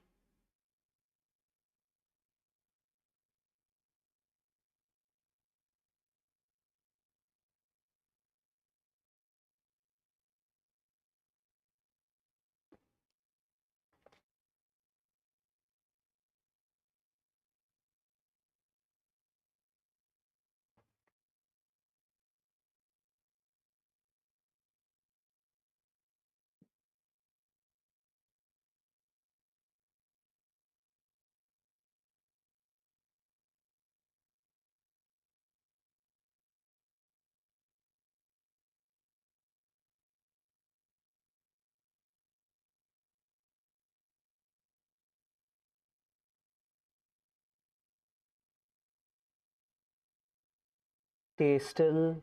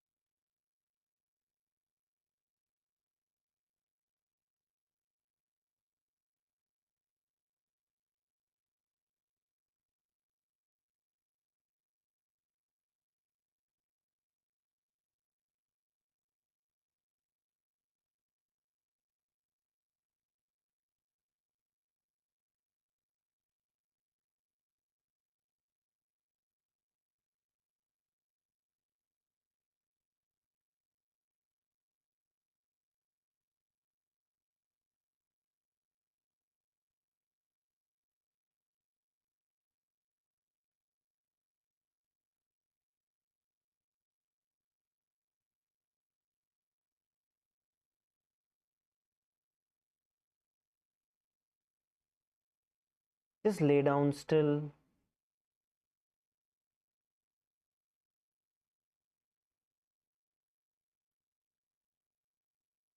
Now, bring your awareness to your Mooladhara chakra and pull your Kundalini Shakti all the way from the base of your spine to your Sahasrara chakra.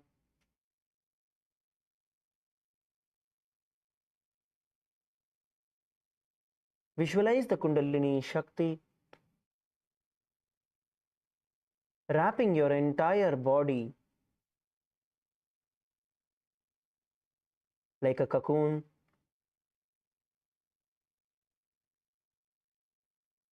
Bringing in intense healing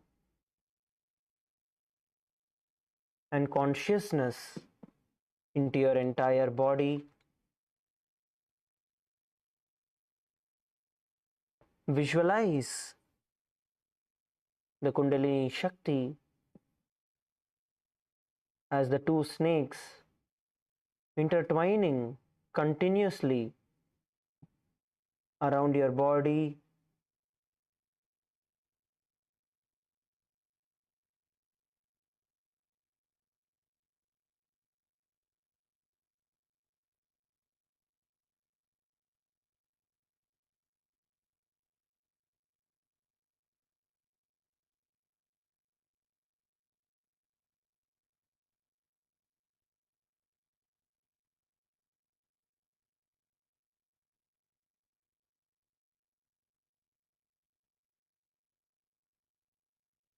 Visualize each and every part of your body getting rejuvenated, becoming strong, becoming flexible.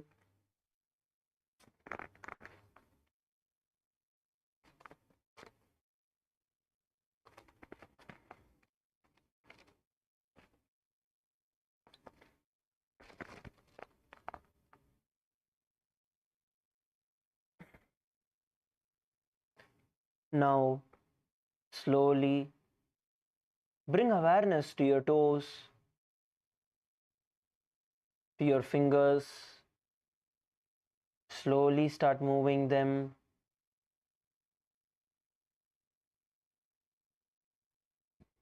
Bring awareness to your knees, your body. Slowly bring your knees to your chest.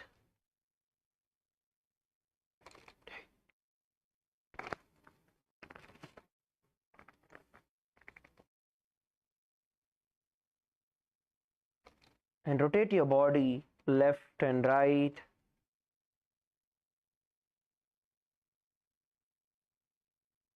And coming up into a seated position. Sit in a comfortable position, either in Vajrasana or Padmasana or Sukhasana or Ardha Padmasana. In any of your comfortable position, be seated. Please come into a seating position. Sit up straight.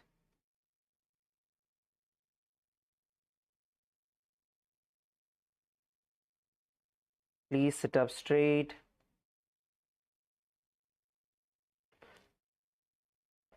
We are now going to be performing the Maha Mantra, where we are going to hum intensely as long as possible. So you're going to inhale and we are going to start humming.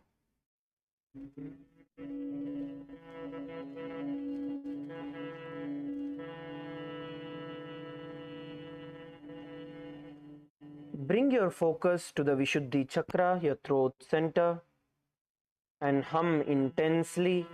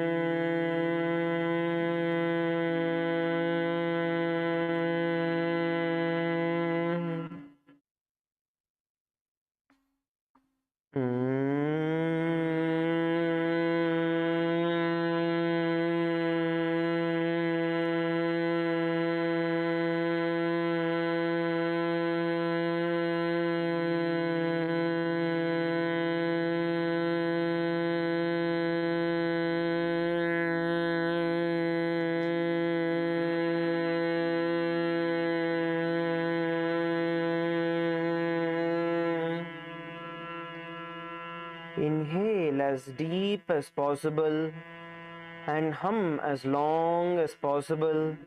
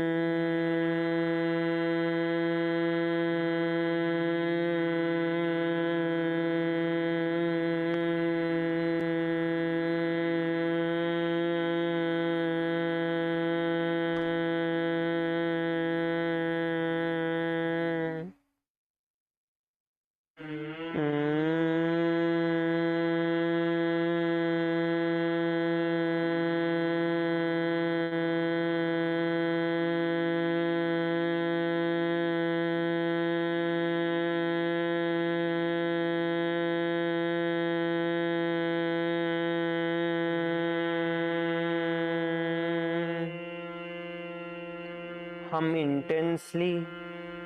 Keep your eyes closed. Bring your awareness through the throat center and hum intensely.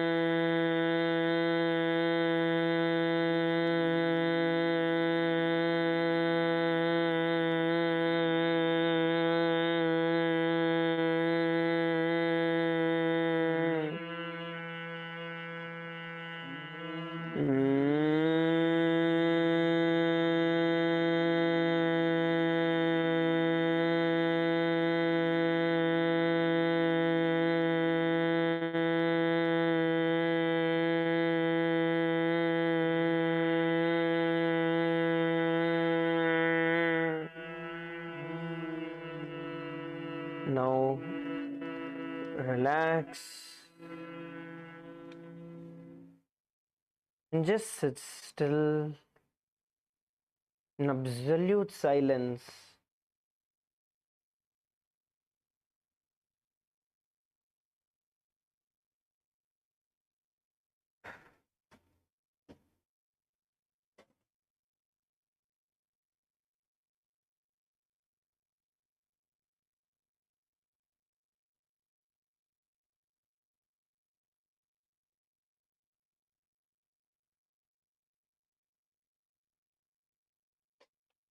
Just soak in all the energy.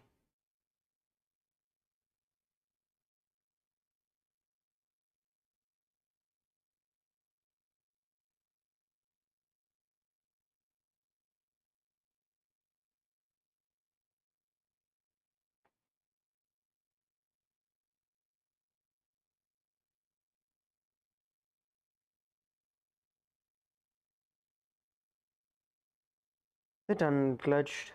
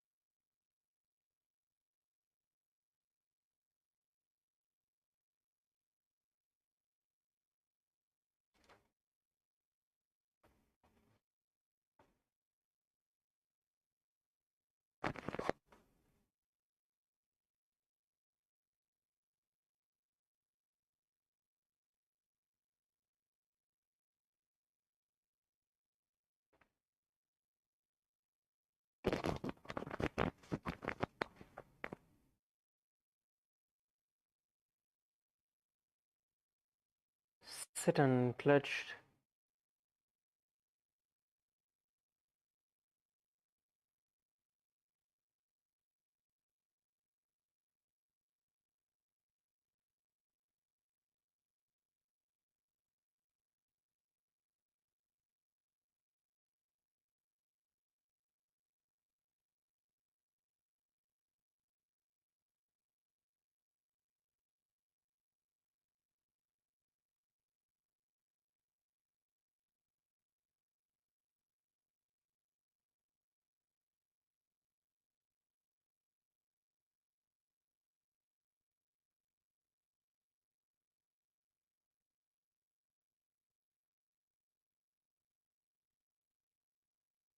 Now, slowly bring your hands in front of your heart.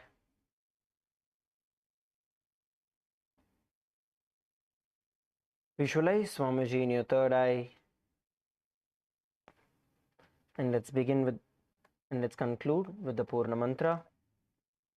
Om Purnamadav Purnamidam Purnat Purnamudachyate Purnasya Purnamataya Purnameva Avashishyate. Om Shanti Shanti Shanti. Hari Om Tat Sat.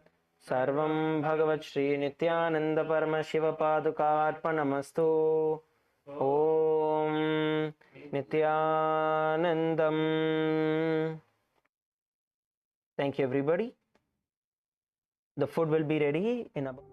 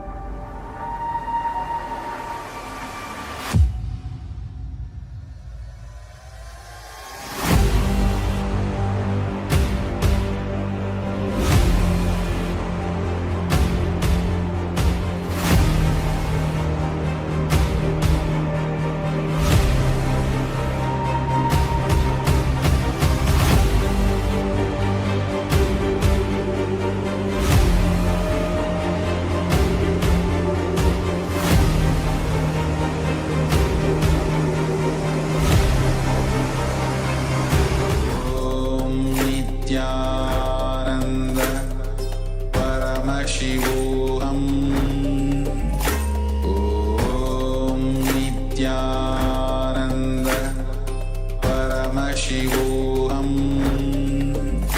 Om Nithyananda Paramashivoham. Om Nithyananda Paramashivoham. Om Nithyananda Paramashivoham. Om Nithyananda Paramashivoham. Om Nithyananda Paramashivoham. Om Nithyananda Paramashivoham. Om Nithyananda Paramashivoham. Om Nithyananda Paramashivoham. Om Nithyananda Paramashivoham.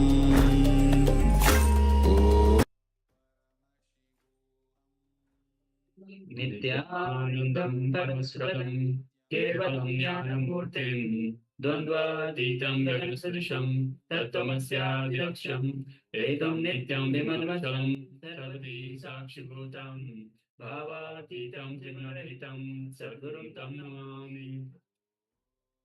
Yes, Nithyananda, all of you. And welcome to today's wonderful day of Paramashivoham Level 1. Today is day 16, so it has been a long journey. We are almost more than half days we have already covered. Half of the Paramashivoham days we have already covered. We are on 16th day. So, and we just finished 100 asana sequence, Pratham Vinyasa Karma. So I'm saying very beautifully, Nithyananda Yoga is the essence of millions of yogic scriptures.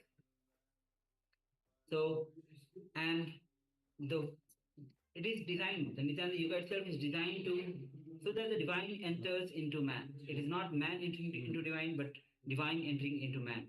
Through whole practice of yoga, Nithyananda Yoga, we are trying to align our body to the cosmos. So take a moment and let us share your experience or your breakthrough that you had through yoga. Even through one asana you had breakthrough, you can share that as well. Even throughout the whole Paramashivoham, or how you are experiencing yoga in your life. And it's also very important that you have the right attitude, the right intention when you enter into yoga. So whatever your intention is when you practice yoga, that is what you become. So make sure that you take part, you have the right intention. So set the intention from the start of what you want to achieve through this yoga.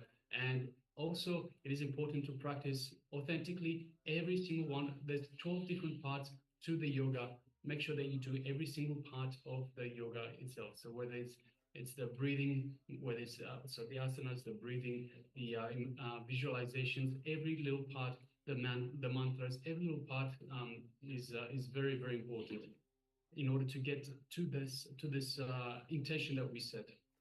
Yes. All right. So now let's get ready to manifest the powers of Paramashiva. Power manifestation will be entering into. So as today we'll be doing, we'll be starting with the power manifestation, which is going to be seeing picture blindfolded. So as you are getting ready with the blindfold to cover your eyes, we'll be entering into Sahasramana. Meanwhile, you can get ready with the eye band, or if you don't have the eye band, you can have the piece of cloth to cover your two eyes as we are manifesting the power of third eye. So let's enter into the Sahasramana, which is the scriptural reference for manifesting the powers of third eye. And the scripture reference goes as Kapalantarmano yansya tishtan meritalochanaha kramena manaso dharyat lakshaye lakshamuttamam.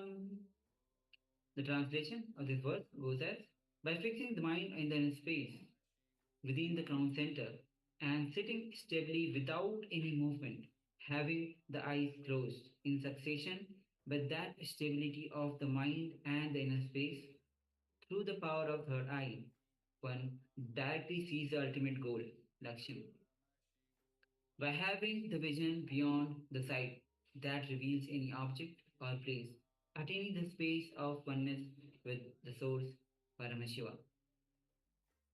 So with this, let's get ready to manifest the powers of third eye.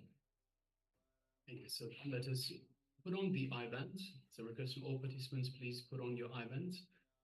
And of course, if you don't have an eye band, you can always have a piece of cloth, any piece of cloth, any covering that will be opaque in nature, such that you don't see through this cloth. So requesting participants. Also, other participants that have not yet are not yet back from the yoga, back in front of the cameras. So requesting Ma Tashvipi, Ma Suganyana Swarupi, to please come back on the camera. And also we have Ma Parabrahma Swarupini, Ma Shu Weiping, and Ma Amrita Bandini. If you could please switch on your cameras and be available in the camera frame. And also we're just joined we've just been joined by Ma Yang Yan Hong, Nithyananda Ma, and welcome. Yes. And also by Ma Lu Yi. So welcome, Ma, Nithyananda. Welcome to, we're just about to start the power manifestation. So if you could please prepare your eye bands for the power manifestation. So we'll have a couple of rounds of power manifestation of third eye vision. So we will be displaying an image for you while you have your eyes covered. And through the power of the third eye, you will see the image, receive the information of the image that is being displayed for you. So now let us sit comfortably with our head, neck, and spine in a straight line. Let us just take a couple of deep, long breaths. So just follow my instruction as we breathe in and breathe out. Breathe in and breathe out. And breathe in one more time. And breathe out. All right, now let us just have our awareness on our mind. Anything that the mind throws out at us, let us just be a witness. So for the duration of this manifestation, anytime the mind throws any thought at us, any thought comes up, whether it's to do with worries, emotions, incompletions, patterns, anything outside world, inside world, anything at all, any thought that comes, just become a witness. Don't entangle in it, don't get involved in it. Don't wonder what it is, just understand it's a thought, it's a disturbance. So let us just be a witness. Just the way it comes up, it will go back down. So this is unclutching. So let us unclutch again and again, every time. So say to yourself, every time a thought comes up, I will unclutch from it.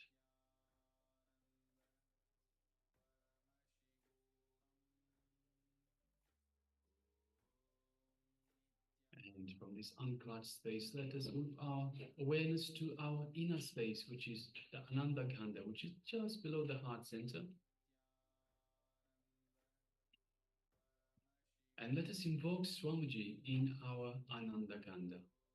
So just a mere remembrance of Swamiji, the visualization of Swamiji in our inner space invokes the Master.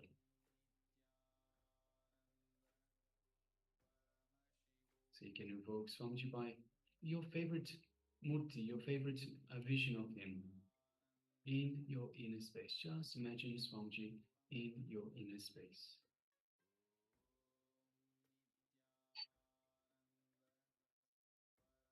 Now let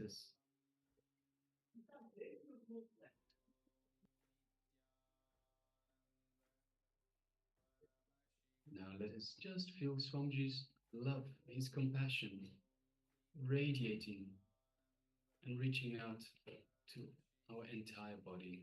Just feel the love, the compassion. Feel Swamiji's superconscious energy as it flows throughout your entire body, touching every one of your trillions of cells. Every one of your cells is feeling alive and energized, rejuvenated. Feel the space of oneness with Swamiji. Whether we know it or not, understand it or not, we are one with Swamiji. From this space of oneness, let us now just gently move our gaze to the third eye, the Anya chakra, just between our eyebrows. And through our third eye, let us look into Swamiji's third eye. Just gently gazing, don't strain yourself, don't concentrate. Just gently gaze through the third eye into Swamiji's third eye. And as you do so, you feel the connection. You feel the energy build up in your third eye. As your third eye, your Anya chakra, is being awakened and activated.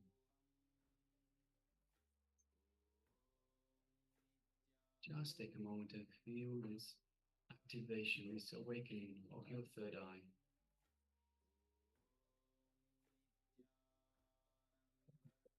Now let us start chanting the Mahavakya.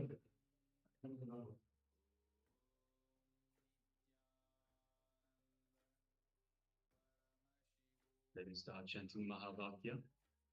Om Nithyananda Paramashivoham. Om Nithyananda Paramashivoham. Om Nithyananda Paramashivoham. Continue chanting the Mahavakya.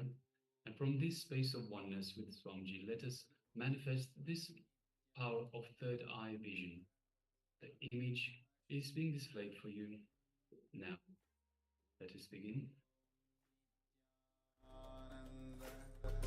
Paramashivoham. Om Nithyananda Paramashivoham. Om Nithyananda Paramashivoham. Om Nithyananda Paramashivoham. Om Nithyananda Paramashivoham. Om Nithyananda Paramashivoham. Om Nithyananda Paramashivoham. Om Nithyananda Paramashivoham. Om Nithyananda Paramashivoham. Om Nithyananda Paramashivoham. Om Nithyananda Paramashivoham. Om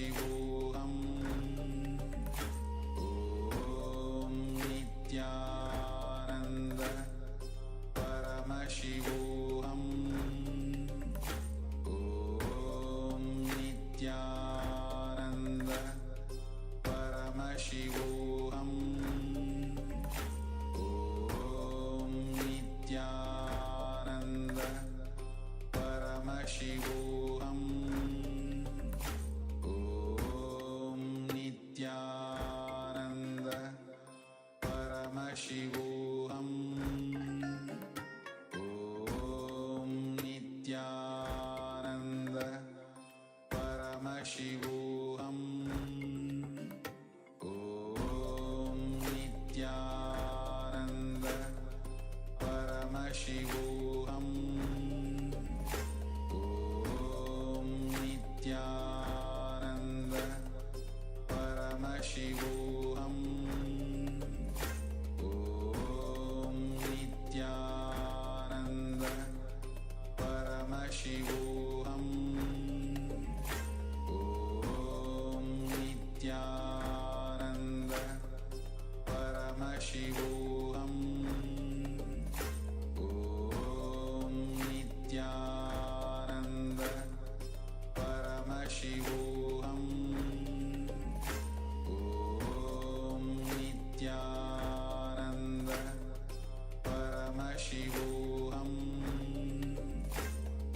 Om Nithyananda Paramashivoham Om Nithyananda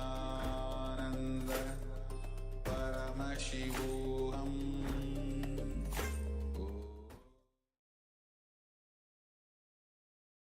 Now, slowly, very slowly, you can remove your eyebands and you can open your eyes. Slowly, you can remove your eyebands.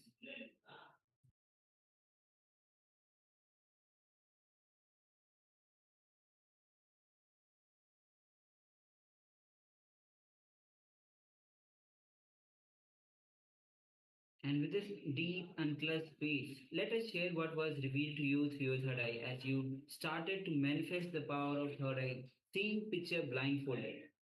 When you manifest this power, understand that it is conscious energy which is flowing through you. Let us take a moment and let us share.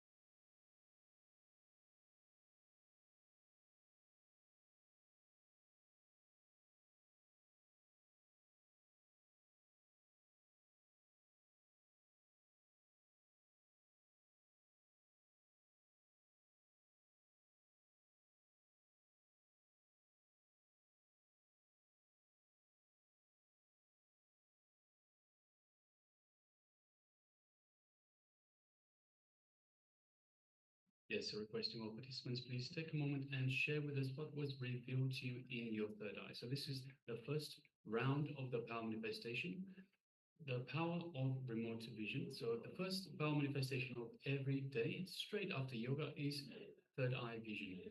So this is the first round. So requesting all participants to please share what was revealed to them. So if you've taken part in this power manifestation, so we have Ma Yang Yan Hong, Ma Parabrahma Swarupini, Ma Chu Wei Ping, Ma Amrita Bandini, and Ma Lu Yi, requesting if you could also please share. So we have sharing from Klaus I.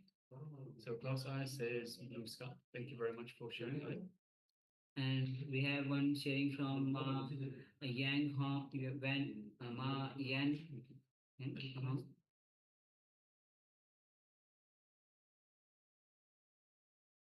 Yes, so we have one sharing from, another sharing from Ma Yan Hong. She says white sky, sky blue. There are also green coconut trees and green water. All right, thank you for sharing. Much for sharing. And also we are joined by Ma Lu Yun Dan. Yes, Nityananda. Nityananda. And also we have Ma Amrita Bandini that has joined us. Nityananda, and welcome. And we've already said we're also already welcomed Ma Yang Yan Hong. Yes. And Ma Lu Yi. Yes, welcome to this day 16 of the Paramashivoham Level 1 program. All right. So with this, let's move on to the verification. If you are still sharing, take a moment and share. And now we'll be moving on to the verification. We'll be projecting the image that we had shown before. So as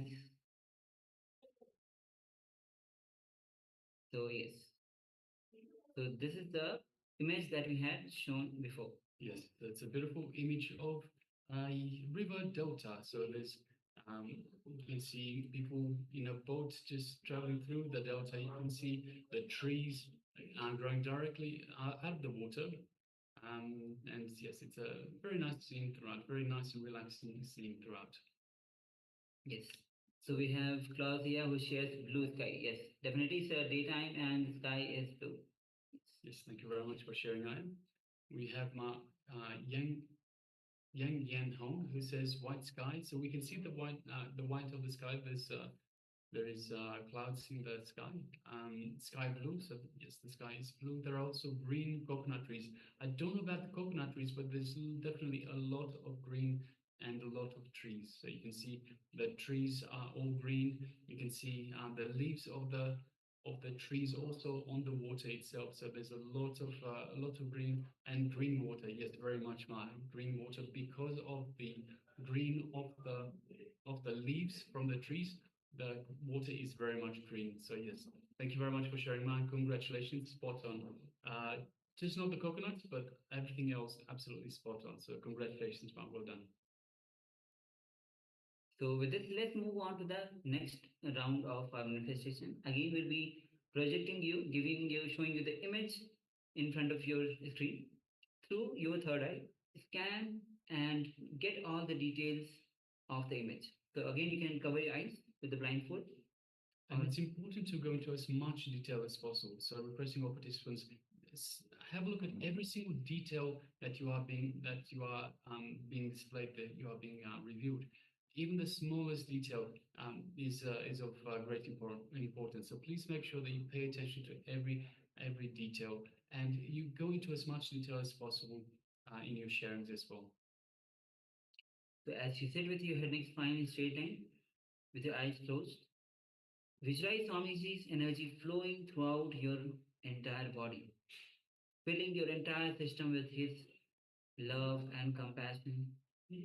Every trillion cells of your body is getting energized with Swamiji's energy.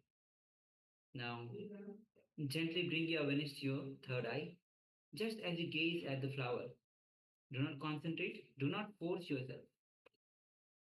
Just a gentle awareness. And start to unclutch from every single thought. Unclutch from every identity that you carry. Whether it is identity, outer identity, inner identity, the identity of gender or nationality, any kind of identity that you carry, just unclutch from every single identity. And ultimately unclutch from the thought of unclutch itself. Go on unclutching. And now you enter into the space of pure oneness. From that oneness, let's start chanting the Mahavakya.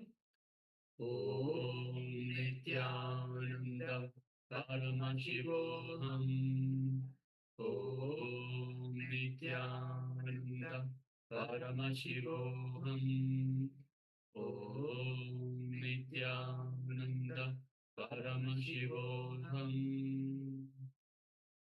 As you keep vibrating with this intense Mahavakya, with deep feeling connection with Bhagavan, let's enter into this round of our manifestation. The image is now being projected. Let's begin. Paramashivoham Om Nithyananda Paramashivoham Om Nithyananda Paramashivoham Om Nithyananda Paramashivoham Om Nithyananda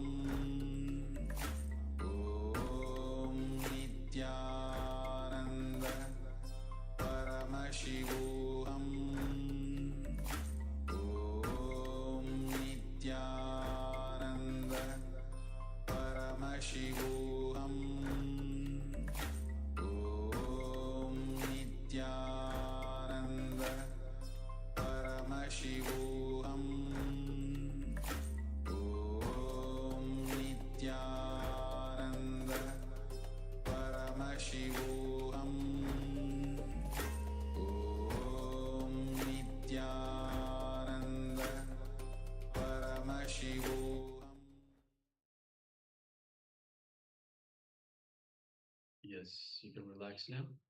Slowly, very slowly, you can remove your eye bands and gently let the light come back into your eyes.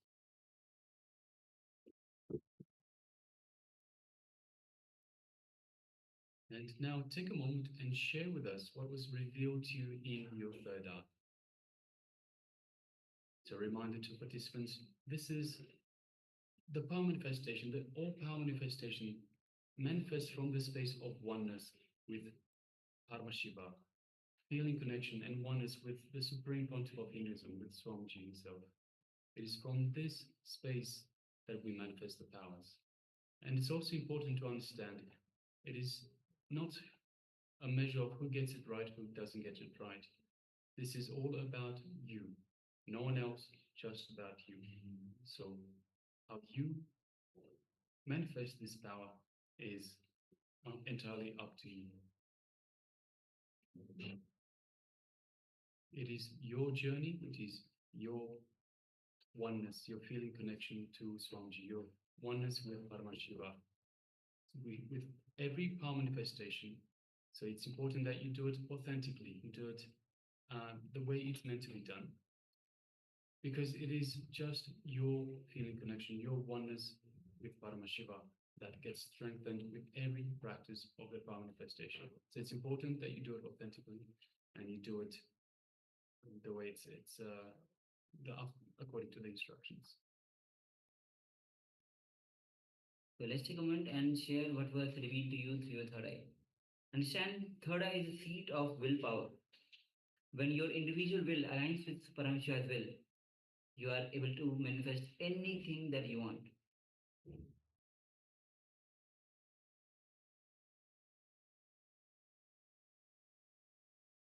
So let's take a moment and let us share your revelations of third eye as you manifest the powers of third eye.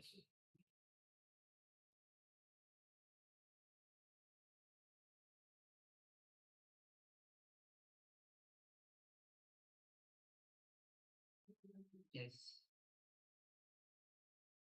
And also requesting Ma Parabrahma Sarupini, Jo Vaping, Ma Amtavandini, and Ma Yang Yan Hao to be available in the camera. Switch on your cameras.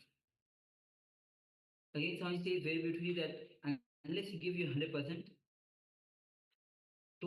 being totally involved, give you 100%, then the transformation happens.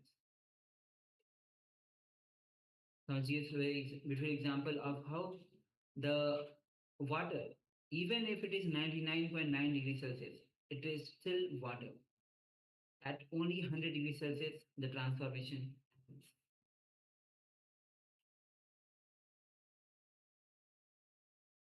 Yes, so we have Klaus Iyer, the shares building. Yes, thank you very much for sharing, Iyer.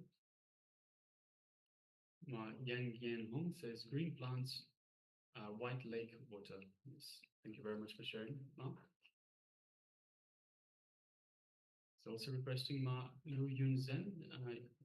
Lu Yun Zhen, if you took part in this power manifestation, you could share as well, Ma. And everyone else, so we have the participants that have the camera switched off. If you took part in this power manifestation, please share with us what was revealed to you in your third eye. And understand the power of third eye. When you start manifesting the powers, not only you are manifesting the power outside, as you can see anything with blindfolded, with your third eye. So apart from manifesting these powers, you break your limitation, your bondage, which is binding you right now. And the moment you start breaking your limitations, your bondage, the moment any patterns break, you have a new possibility in front of you. And that gives you courage to go on manifesting the powers again and again and again. Swami says very beautifully, go on manifesting the powers again and again. The more power manifestation, more restful awareness. More power manifestation, more unclutched space. The more power manifestation, the more nirvikal samadhi. And the more you manifest the power, the more worries that you are facing, the more fears that you are having, more emotionally wherever you feel stuck. that will automatically get reduced drastically as you are moving towards that restful awareness. Yes, and Sajid, it's also important that you unclutch. So before you start the power manifestation, you unclutch, you manifest from the space of unclutching. And keep away from the phone, so you can switch your phones off or put them on silent, so you don't get distracted, you don't get taken away, your mind doesn't play games with and you remain in the space of oneness with Paramashiva. This is where the power manifestation comes in. This is where it manifests from. All right. So let us now share the image we displayed for you earlier for verification. Yes. Yes. As you can see, it's a beautiful waterfall. It's just mountain filled with green plants, and water is dropping from the mountain, and it's huge as a big lake that you can see. It's a lake where the water is falling. There are multiple places the water is falling. Yes. Yes, so let us have a look at the sharing. So we have Klaus Aya that shares a building. So we don't have a building as such, but we do, it is a waterfall, and we have some sort of a rock structure that is a tall rock structure. So you might have interpreted that as a building, Aya. So yes, thank you very much for sharing. And we also have Yan Hong, who shares green plants. Yes, definitely, it's just filled with the rocks. The mountain is filled with green plants, and also on the sides, everywhere, just green plants, the white lake water. The waterfall itself is white. The lake is giving the green color because of the too much of green. So definitely we have the water. Yes, thank you, Ma, for sharing. Yes, thank and you. manifesting the powers of third eye. All right. So with this, let's move on to today's session. And today we'll be having sessions on Nithya Dhyaan to experience the eternal bliss. So Nithya Dhyaan is a technique that Swamiji himself has designed to experience, so that we experience the bliss. So we will be having sessions throughout the day on this. We'll be going step by step. And now we'll be entering into a revelation by Swamiji on the Nithya Dhyaan. So let's enter into this revelation by Swamiji, which is going to be a introduction to the layers, the 7 layers that we have in our body, and a technique, how Swamiji has actually given this technique of Nithya Dhyaan.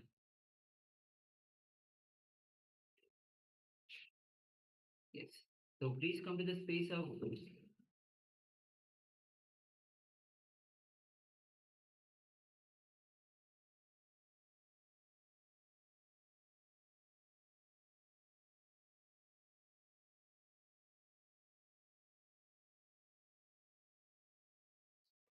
the Nithya Dhyaan itself. Nithya means eternal bliss. Dhyan means meditation. So meditation for the eternal bliss.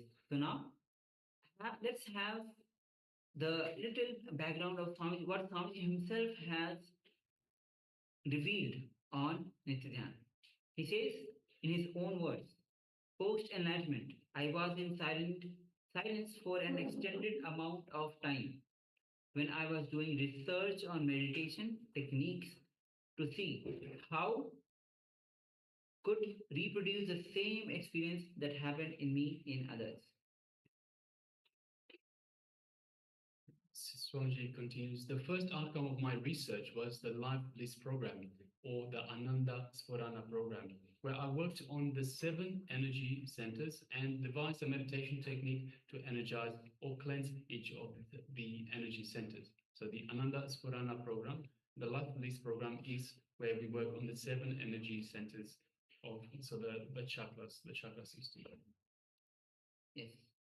And this was followed by Nithyananda Purna program, which is NSP, which I devised meditation techniques for each of the 7 seats of the energy body to help one have the peaceful and blissful death.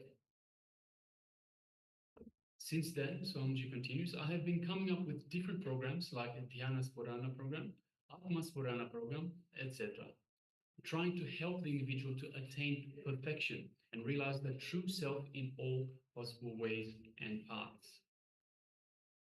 And I came up with around 100 different meditation techniques through which all my programs, and each meditation technique was an attempt to raise the individual consciousness by working on some aspect of the being. People have always asked me, Swamiji continues, whether I had meditation technique that I would recommend for everybody in general, which they could practice daily. When this question was raised again and again, I decided it was time for it. Swamiji continues, I wanted to formulate a technique which would be a complete representation of my philosophy, teachings, and experience. That would be holistic and complete by itself instead of focusing on any particular aspect of the being. I wanted that it should work on the entire being to transform it and make it ready for the ultimate experience to dawn. Now he says that one day this meditation technique which I am about to teach you all, meditation for eternal bliss, was revealed to me in a flash of my inner space. In an instant, I saw clearly the different segments of this technique and how each one complements the other to help raise the individual consciousness. Swamiji says beautifully, I would say that this is the only daily meditation you will need. You need to understand one important thing here. A rishi is called a mantra drashta, a person who sees the mantra, the chant, which means that through his inner vision, he visualizes the mantra and the technique in the state of samadhi. So Swamiji beautifully tells us again, it is not that he created the mantra or the technique, it just gets revealed to him. Existence is complete by itself, nothing can be created. So no technique or mantra is anybody's individual creation. Let me make this point very clear. I do not take the credit for this technique. I just manifested itself when the time was right. So this is by Swamiji's very own words that he has revealed on the technique itself. Yes, now the technique consists of 5 different parts, which is 5 different parts. So we have chaotic breathing. So we'll go through these during the day. But for now, just for your information, it has chaotic breathing, it has intense humming, it has chakra awareness, so where you just sit and bring your awareness to the individual chakras. It has unclutching, so we sit in a space of restful awareness, an unclutched space. And it has a 5th step that is just showering gratitude to the planet, gratitude to the Guru. So these are the 5 steps of Nithya Dhyaan meditation, the life bliss meditation. Yes. So with this, let's enter into as this is the introduction that Swamiji himself gave about Nithya Dhyaan in his own words. Let's enter into the more understanding about the Nithya Dhyaan in this revelation by Swamiji.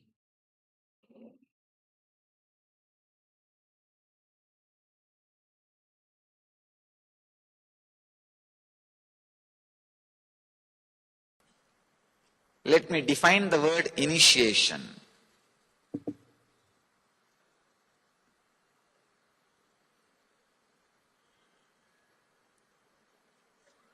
Day before yesterday, I was using a word, psychological revolution. Yesterday I introduced a word, Shastra Shastra.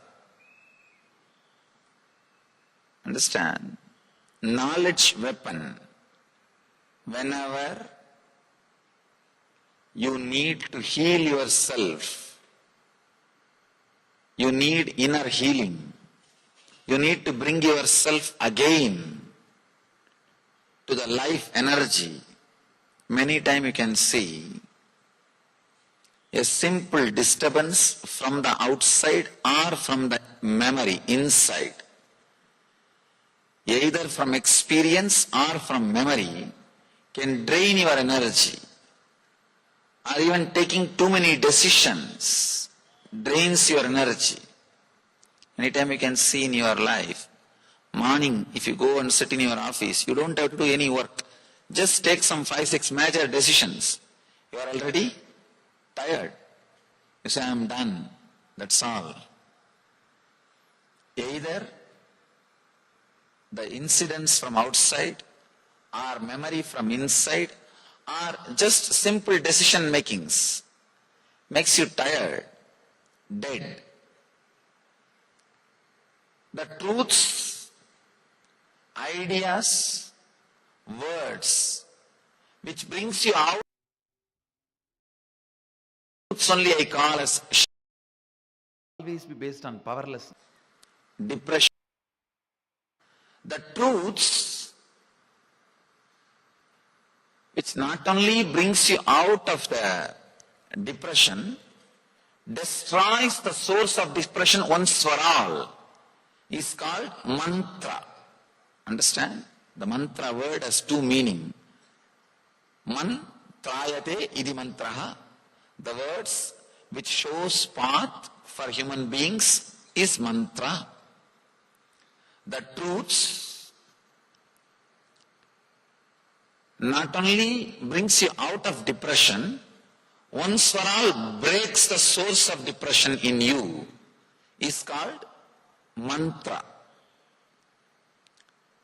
Any mantra, if it comes from the enlightened, experienced inner space, you do not know why, how, what. Suddenly you see it is true. It clicks. Even though one part of your logic continues to fight, because if you accept the truth and start expressing in your life, many of the things, your vested interests, many things which you thought as life is at stake. That part may continue to fight, but the main, your being, your core will have that click. I know what he is talking is truth. Maybe too strong for me. Maybe if I start living it, too many things are at stake.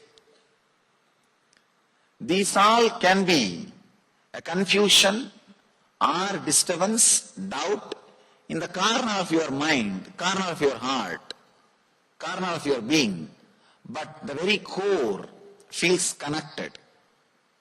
If that happens to you, it is called initiation. Truth, when it comes out of an enlightened inner space and clicks, that's the right word I have to use. It won't be any. If you analyze, how could he convince me about such great thing and such a wonderful thing? You yourself will feel, how did I get convinced? You don't know. But suddenly your heart feels connected to the words which he is uttering, the truth which he is expressing. That connection, that click is what I call initiation. I'm trying to express some truths. Understand? Yesterday whatever I added is Shastra Shastra, knowledge weapons. It can bring you out of depression. It can bring you out of low mood.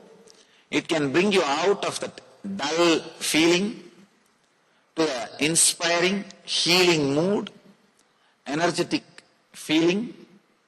But today, what I'm trying to share, can break the very core of depression, what we call root of your mind.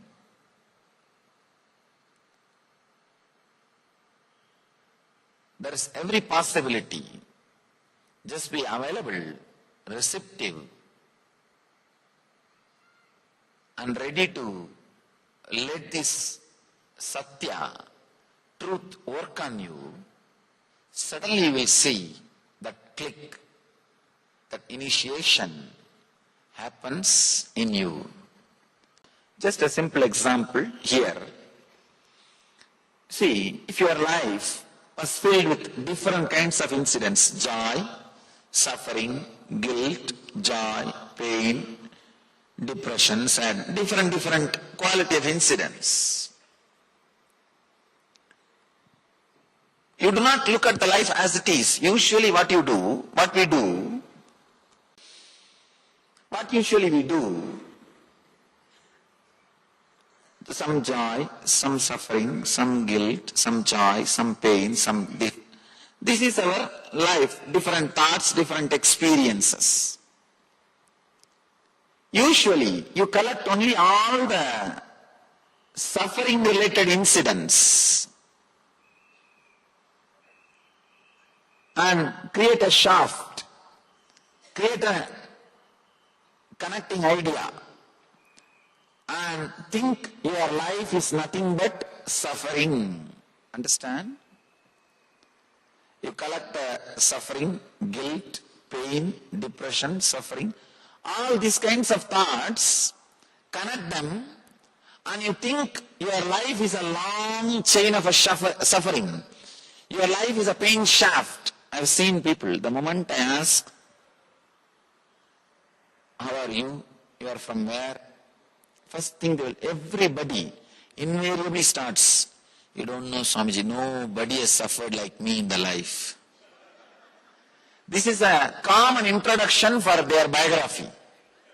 Even my enemies should not suffer the amount of suffering I went through, Swamiji. Even in that, they want to be in the top. Even in suffering, they want to be in the top. Not second. Nobody has suffered like me, Swamiji. You don't know. Even in that, we have to be in the top. And not only that, see, not just they tell this to me, they believe strongly this. They forget the joyful incidents which happened in between. The joyful incidents, joyful memories which happens in between.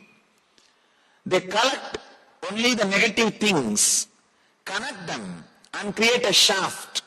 I call this as pain shaft.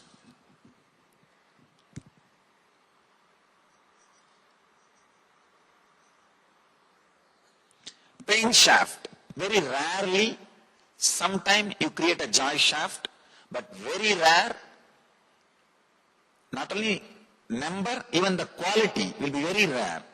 You collect the joyful incidents and create a joy shaft. Means you feel life is joy. But most of the time, you collect all the painful memories and incidents and create an idea, life is pain. Understand? If you create the shaft, life is pain, the problem will be, you will be just waiting for more and more painful incidents to be added. Anything you believe, you start believing, you will collect more and more experience and argument to strengthen that belief. Once you believe your life is a long pain shaft, that's enough. You will be just waiting to pick up only the painful incidents and elongate that shaft. You will be just waiting. You will never be able to remember or respect the joyful things happening in your life. You will continuously wait. Next, when is pain, when is pain, when is pain, and you will add. You will be waiting, meditating for pain. You will be meditating for pain. I have seen people just waiting to add that, elongate the pain shaft. Just waiting to add how the pain shaft can be elongated. One important thing we need to understand, believing that life is a pain shaft or believing the life is a joy shaft, the continuous incidents of joyful things, life is continuous happenings of painful things. The moment you believe life is a continuous happening of painful things, unconsciously you will try to strengthen the belief, but consciously you will try to break the pain shaft. Understand? Unconsciously what you will be doing? You will be continuously collecting more and more painful memories and incidents to strengthen your belief, strengthen the idea. But consciously you will be trying to break. Big problem is, neither you can break the pain shaft, nor you can add to the joy shaft, because both shaft does not exist. It is just your memory. Please understand. The reality happening is this main line. Different memories, incidents continuously flowing, and that is also not connected logically. That is why I have given gap between every thought. Different shape, different size, it just comes and disappears,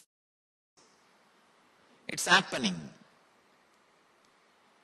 If you think your life is big pain shaft, a chain of painful incidents, then you will pick up only the painful things and add. I have seen people carrying the memory, a very huge memory. The other day, one guy came to me and said, Swamiji, I'm going to divorce, please bless me. I said, usually we bless only for marriage, not for divorce. Can you tell me the reason? Let me analyze. The other day I was reading an article, I don't know how much it is true. 33% is divorce rate in Bangalore. I don't know how much it is true. I pray that it should not be true.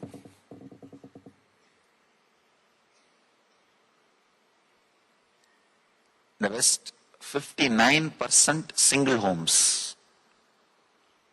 Understand? And 47% of the people die without having a close friend or a relative to receive the body. Body is taken by some professional organizations, undertakers, professional undertakers. It is just too much. This guy came and asked me, I'm going to divorce, please bless me. I said, first let us analyze why you are going to do. Then we will try to sort out. He said, that and all you don't know, Swamiji, you just bless me. I said, I cannot bless as you want. Only if I am convinced I can bless. And it's not like something I have and you can take it without my will. You can't steal blessings, fortunately. He said, the actual reason, the immediate cause was, she brought coffee and it spilled on the cloth, that's all. I asked, don't you see clearly it is not enough reason for divorce? Why don't you realize? Why don't you understand? He said, you don't know, Swami. Today she will pour coffee, tomorrow she will pour acid, you don't know. No, he said he actually told me, you don't know, today she will pour coffee, tomorrow she will pour acid. I said, why don't you be little logical? Why don't you be little truthful? How can you connect coffee and acid? Sometimes it feels same. How can you connect coffee and acid? Don't you see the gap is too much? You are creating too much of ideas in your head. You are creating too many things. He said, no, Swamiji, you don't know. Last 10 years, how much I suffered with her, you don't know. I told him, do not just create a pain shaft. Just come out with incidents. Then we can analyze, look into it. Don't create a pain shaft. Pain shaft will stay only if you are unconscious. Please understand. Your opinion about life as pain shaft or joy shaft will stay only as long as you are unconscious, not when you are aware. I told him, just come out. Incident by incident, let us analyze. He started telling me, in South India, there is a habit, during marriage, in a small pot they will put a ring, and the bride and bridegroom, both of them are supposed to try to pick up that ring. Whoever gets it, it's theirs. It's a small game.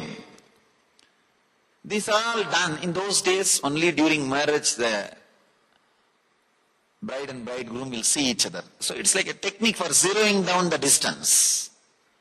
Just to zero down the distance, this kind of simple plays are done. This guy is saying, Swamiji, even during that play, she scratched my hand with a nail. Now see the file he is carrying in his head. I was really surprised. From there he started telling me, after 2-3 minutes I told, stop. Much worse than police record. Much worse than police record. I said, I think you should not ask divorce, she should ask. Living with you, she should ask. Now this is what we are doing continuously. Sometime about others, sometime about ourselves. But constantly we create a pain shaft or joy shaft. One important thing we forget. Neither we elongate the pain shaft, neither we can break the pain shaft, nor we can elongate the joy shaft, because it does not exist. It does not exist. Understand? This is an important truth. The depression or low mood which you experienced 10 years ago, the depression or low mood which you experienced 9 years ago, the depression which you experienced 8 years ago, the depression which you experienced 1 year ago, they are all independent experiences happened in your life because of independent incidents. 10 years ago you would have been in depression because you don't have son. 4 years ago you may be in depression because you have a son. It is independent incidents causing independent experiences. But in the inner space, for the sake of convenience, you archive all the sufferings in one file for easy remembrance and easy reference. When you archive them all in one file, by and by, you start thinking, you connect all these depression experiences and come to an idea, my last 10-year life was depression. No. All 10 different depression experiences happened in you, happened due to different reason, different time, different experience. But when you connect all of them and see, you come to an idea, last 9 years I was in depression. The moment you come to an idea, I was in depression last 9 years, now you created an enemy who does not exist. Now you start fighting with him. I have to come out of depression. What to do? The moment you create a shaft, last 9 years you were in depression, now you know for sure next 9 years you are going to be in depression. You will say, yes, last 9 years I was in depression. Then naturally tomorrow morning I am going to be in depression. How can I suddenly come out? How is it going to happen? I am going to be in depression. Passive agreement with your enemy. Understand? First thing, you create an enemy who does not exist. Second thing, you already made a passive agreement with your enemy. You won the game. Then how do you think you will not attract depression? You created an enemy who does not exist and already created a passive agreement with him that you won the game. Whether you believe it or not, medical science proves your body constantly updates itself and replaces itself once in every 365 days. Even your brain cells are replaced once in 365 days. The intestine is replaced once in 47 days. Every organ is replaced within a particular number of days.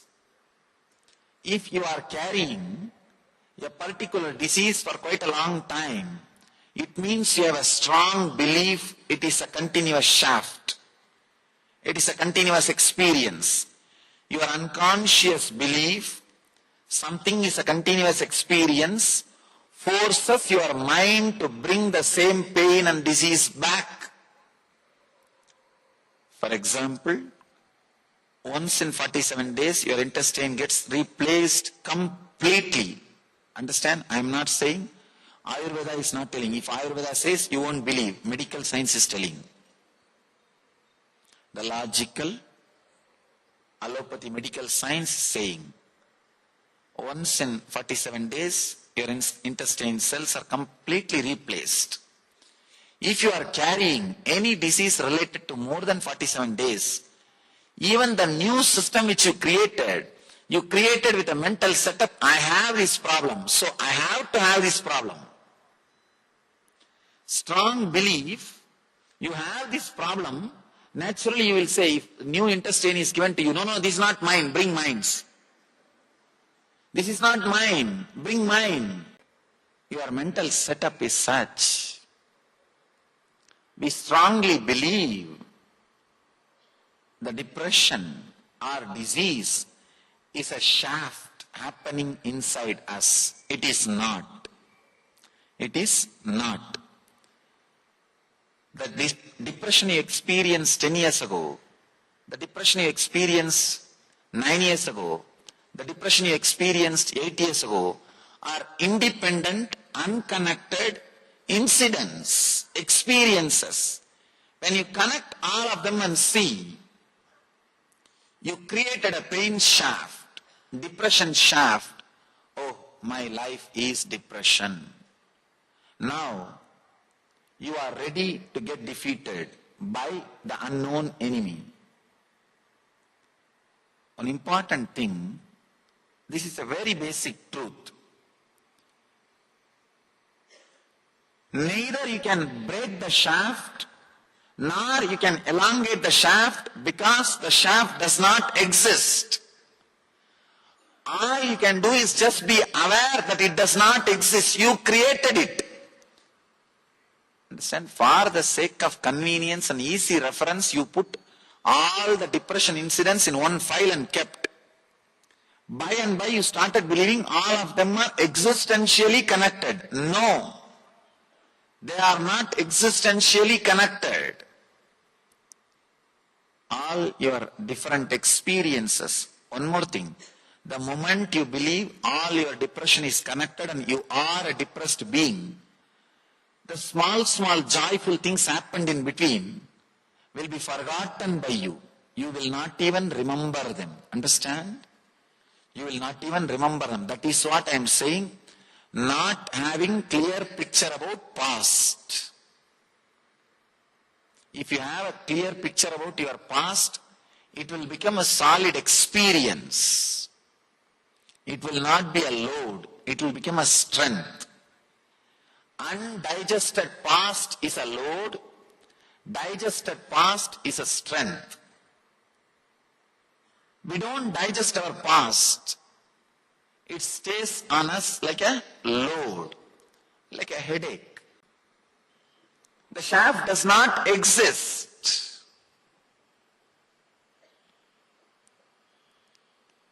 basically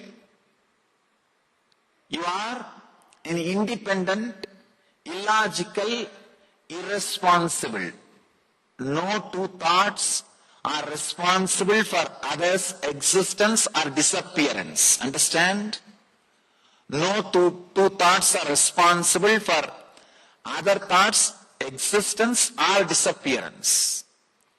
Illogical, independent, irresponsible, unconnected, unclutched thoughts. But you are afraid to live with such an undefined frame of mind. You are afraid to live with undefined mind. So you try to define. Trying to define is the first problem. When you try to define, you have to create some shaft, either as pain or as joy. Understand? Even with your spouse, you live maximum 6 months. Maximum 6 months we live. Within 6 months, we create an idea about that person. After that, you live only with the idea which you have about that person, not with the spouse. Anything the other person does, you will look through that idea only. 6 months you will come to an idea, oh, this is the punishment given to me by God. Or I don't have to go to hell after death. Some idea. You will see continuously whatever she or he does through that scale, through that idea, through that mirror, through that glass. You don't live with the person. You live with the concept. Same way, about your mind, you have an idea, either pain shaft or joy shaft. You live with that shaft, not with the experience. In experience, joy, pain, everything, so many things are coming up. So many things are happening. One more thing, between every thought there is a gap. Understand? It's like a fish tank. Water bubbles are coming in the fish tank. Between every bubble, there is a gap. Because the gap is too small, you think it's a stream. It is not stream. Between every thought, there is a gap. There is a gap. It is just independent, illogical thoughts moving. The problem is, when you can't live with that, when you don't want to live with that independent, illogical movements, you create an idea, pain shaft or joy shaft, and struggle with it. You create an enemy who does not exist and fight with it. Fight with that person. Now all you need to do is stop creating this pain shaft or joy shaft. Stop clutching all these painful incidents and creating a shaft. Stop clutching all the joyful things and creating a shaft. The essence of whatever I was talking is stop clutching and creating a shaft. That's enough. You will see suddenly the shaft disappears. Shaft does not exist. All of us have a very clear idea. We are in the worst ignorance. No. It is not. Just the simple one truth. If a simple thought of having a cup of coffee can come inside, means any serious thought, it may be pain or suffering or anything it can be, it has left me. That is why the new thought is able to come. That is why I have inner space to entertain a new thought. So as long as you have freedom to entertain a new thought, you have an inner space to entertain a new thought, be very clear. You cannot be possessed or tortured by any suffering, any depression and any pain. Because you can just bring one thought, new thought. The moment you bring a new thought, what happened? The old thought has left you. Unless it leaves, you cannot bring a new thought. So be very clear. Your power to bring new thought itself proves you have power to drop the old thought. Instead of looking at the ability to replace, you are looking at the ability to bring it back. You have both.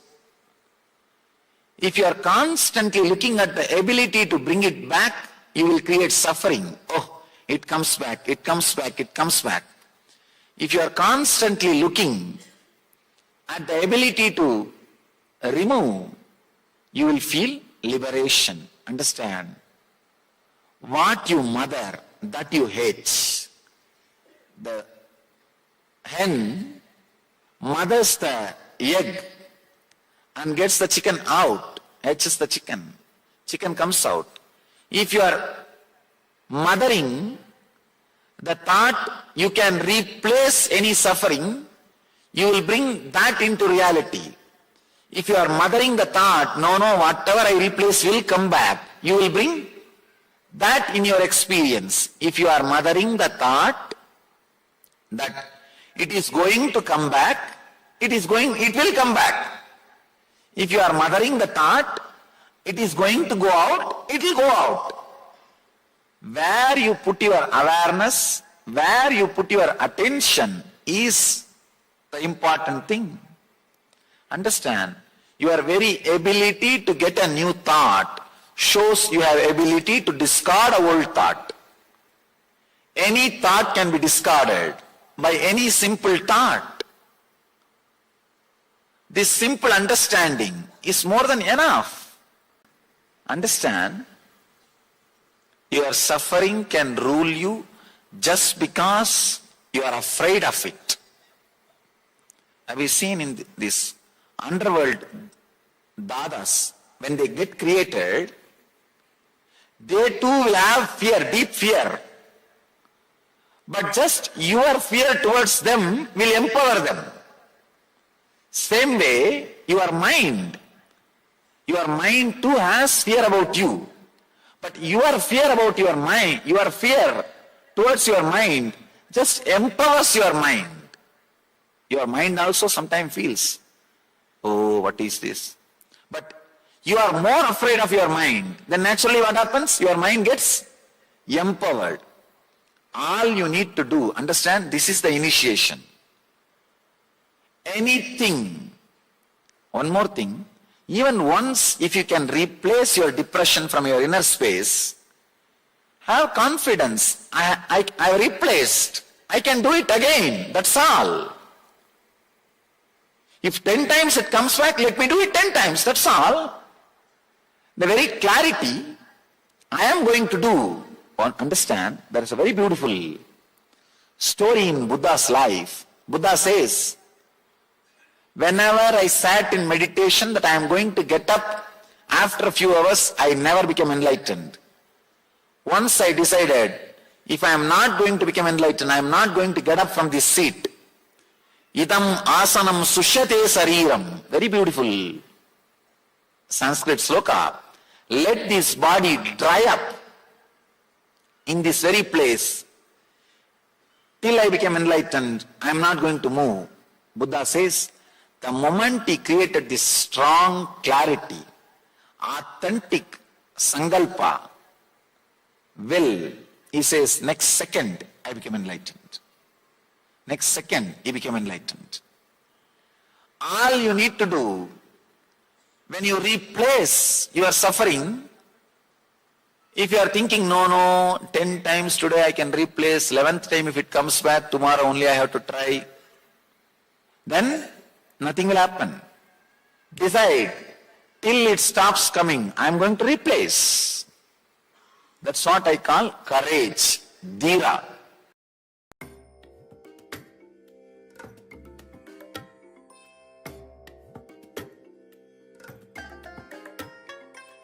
I bless you all. Let you all open all your three eyes and manifest the powers of Mahasadashiva. Om Nithyananda Paramashivoham. Om Nithyananda Paramashivoham.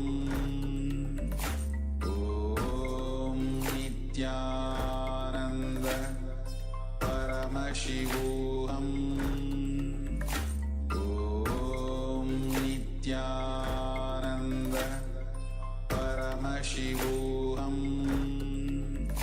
Om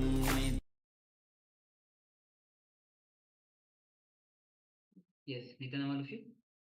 So, Swami says very beautifully. This starts with Nithya Dhyaan, means what is the requirement of Nithya Dhyaan? Nithya Dhyaan means eternal bliss. Meditation, Dhyan means meditation, Nithya means eternal bliss. So why to have the eternal bliss? The questions comes from there because we are constantly clutching the moment, and most time whether it is joy, we clutch to joy incidents, or we clutch to pain incidents. Both are clutching, but most of the time we go on clutching to our pain incidents. And the moment we start clutching and make a shaft out of the pain incidents, we forget our joy incidents. Science says very beautifully, unless we had moment of joy, we will not be even alive. But we forget that we had joy incidents. We keep on clutching to the past pain incidents and make it connected. We connect all these instances and try to make it long, elongate, or break it. But that is also not possible because the shaft itself does not exist. For our benefit, we have collected all the shafts, all the incidents in one file, but we started to believe that these are existential reality, but it is not. All the incidents are total independent incidents, have no relationship with what happened 2 years back, 9 years back, or many years back. But we start connecting these incidents and make a shaft, and we start believing that our life is a pain shaft. Our whole life is a pain. And the moment we start believing that our whole life is a pain, we create an enemy which does not exist. And the moment we created this enemy, we cannot do about anything about that because we cannot break that shaft. We cannot fight against that enemy that we have created because the enemy does not exist. And Swami says the moment we have started clutching, whole effort is to unclutch, go on unclutching, because that is the reality. All right. So with this, we'll be entering into the next segment, which is going to be on the why and what meditation. So as Swamiji has revealed in this segment that we believe that our life is depression or full of pain. So as Swamiji says very briefly that our belief that we create of connecting these incidents does not exist. But we don't feel like that. We feel our life is pain, or we feel sometimes joyful incidents. We feel connect that and feel joyful experiences. So whole effort is to unclutch from all the pain incidents or the depression that we carry. The moment we start collecting all the depression incidents, we feel our life is depression, and we are not able to get out of the depression that we carry. So next will be Swamiji will be revealing on why and what meditation. Understand that only when we unclutch from all the incidents that we have created, we enter into the space of that unclutch space of meditation. So have pen and paper with you to write down the powerful cognitions, and also to understand, look, as you are going through the session, look into your life, all the incidents that you have created, all the incidents that you're connecting, whether you're feeling depressed or you're feeling your life is pain. So as you're going through this revelation, Swamiji, have these things in your life, with that about your life, and look into your life as you're going through this revelation, Swamiji. So let's enter into this revelation by Swamiji on why and what meditation.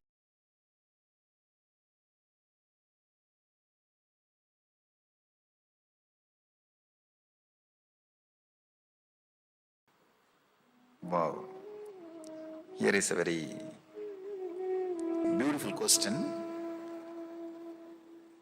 Somebody is asking, Swamiji, you say there is no scale to find out whether the state in which we are there is reality or not. This person is asking, every day when I come back to waking state, I see same house, same world. But every day when I go back to dream, I don't see the same world. I don't see same world. So can this be used as a scale? With this, we can say that this world is reality. This world is real. Very intelligent question.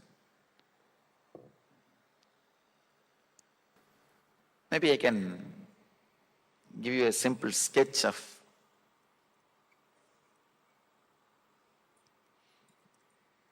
then we'll be able to understand.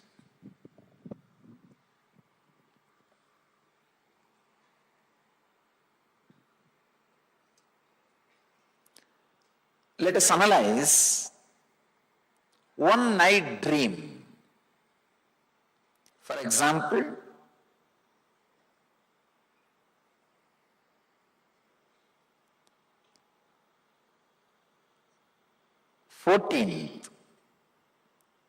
night you are sleeping, 15th morning you are waking up, around 10 hours.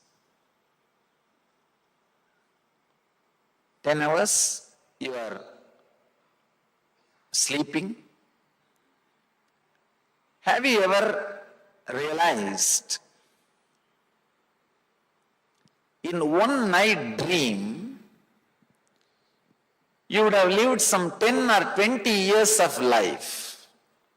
From your college you will start from your college period and slowly move step by step and go up to your marriage, having a child, and your son's marriage. Sometime you live even 10 or 20 years of life in one night dream. How many of you experienced even at least once this? Living 10 years or 20 years of life in one dream. How many of you experienced at least once in your life? Raise your hand. Of course, means you can recollect now what I'm exactly trying to present or tell you. 10 years of life you are able to live in 10 hours of dream. Am I right? 10 years of life you are able to live in 10 hours of dream. One more thing, scientists are saying now, you don't continuously sleep. Maximum you spend only 30 minutes in the deep sleep state.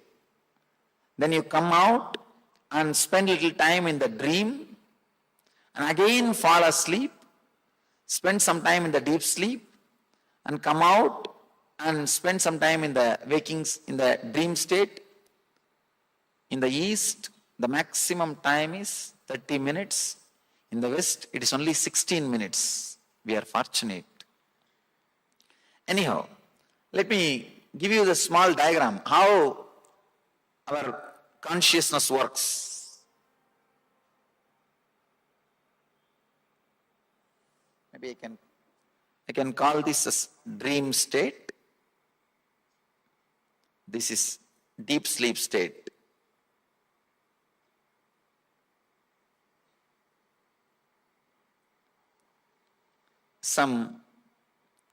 You fall into the deep sleep, maybe half an hour you spend there, then come back to the dream and go through some dreams. Again fall asleep, spend some half an hour, come back, again go through some dreams, again fall asleep, come back, go through some dreams, again fall asleep. This is the way you are moving. This is the way you move between dream state and deep sleep state. Understand, in one night, 10 hours, you dream as if you lived 10 years of your life. Means in the first episode, you see you are in college. The second episode, when you come back, you see you are getting married. In the third episode, you see you have a son. Maybe in the fourth episode, when you come back, you see your son getting married. An important thing you need to understand, when you fall asleep and come back, in these different episodes, you do see the same world even in the dream state. Am I right? You do see the same world in the dream state. Understand, it's a very subtle point, very subtle understanding. If you can catch, it will really lead to a very big clarity which can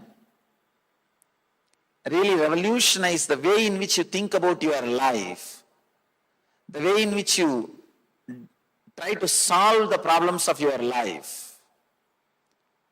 There is a beautiful story. One person was dreaming. In the dream he saw a tiger chasing him and shouting, "Oh, tiger is chasing me, save me, save me." There was another one guy sleeping next to him. He got up and he saw that his friend is shouting, "Tiger is chasing me, save me, save me." What he is supposed to do? He is supposed to just tell him, "Hey, get up." Instead of that, if he tries to supply some weapon, you don't know what will happen. He may kill himself or he may kill you. You do not know how to decide. If you understand these basic things, suddenly you will see the decision making will be revolutionized. The cognitive shift will happen in you. The way in which you think and the way in which you make decisions, the way in which you try to find out solutions for your problems will be different. Means you will start working towards the right solutions. The right solution at that moment for that person is just asking him, "Wake up." That's the right solution. Instead, if you are trying to find out any other solution, it will only lead to more and more problems, more and more difficulties. Here, all I want to tell you is, in 10-hour dream, 10 hours of deep sleep, you live 10 years of dream. Means, many times you fall asleep and come back. When you come back, naturally in all these 4 episodes, even though there was a break, you saw the same world. After a break, seeing the same world cannot be the quality to define. It is reality. That is what I mean. Please understand. After a break, if you see the same world, that cannot be the scale to define or say this is reality. Because this happens even in the deep sleep, even in the dream state, this happens. Even in the dream state, after a break, when you come back, you see the same world. So just because when you come back from the deep sleep, you see the same world, cannot be the reason to say this is a reality. How? Only when you wake up from the whole night sleep, you realize you dreamt 10 years of your life just in 10 hours. Same way, only when you wake up from this dream, suddenly you may realize you dreamt 90 years of your life, maybe in few hours. Who knows? Who knows? This whole thing can be one more long dream. Realizing, understanding, there is a possibility this can be one more long dream, will turn much of your attention and awareness to the center, to the consciousness. I can say that is the first step in spirituality. That's the first step for psychological revolution. Again and again, our sufferings are giving a clear statement. We are holding on to emptiness. Our suffering is nothing but a clear statement from the reality. You are not living with the reality. But somehow we know how to cover.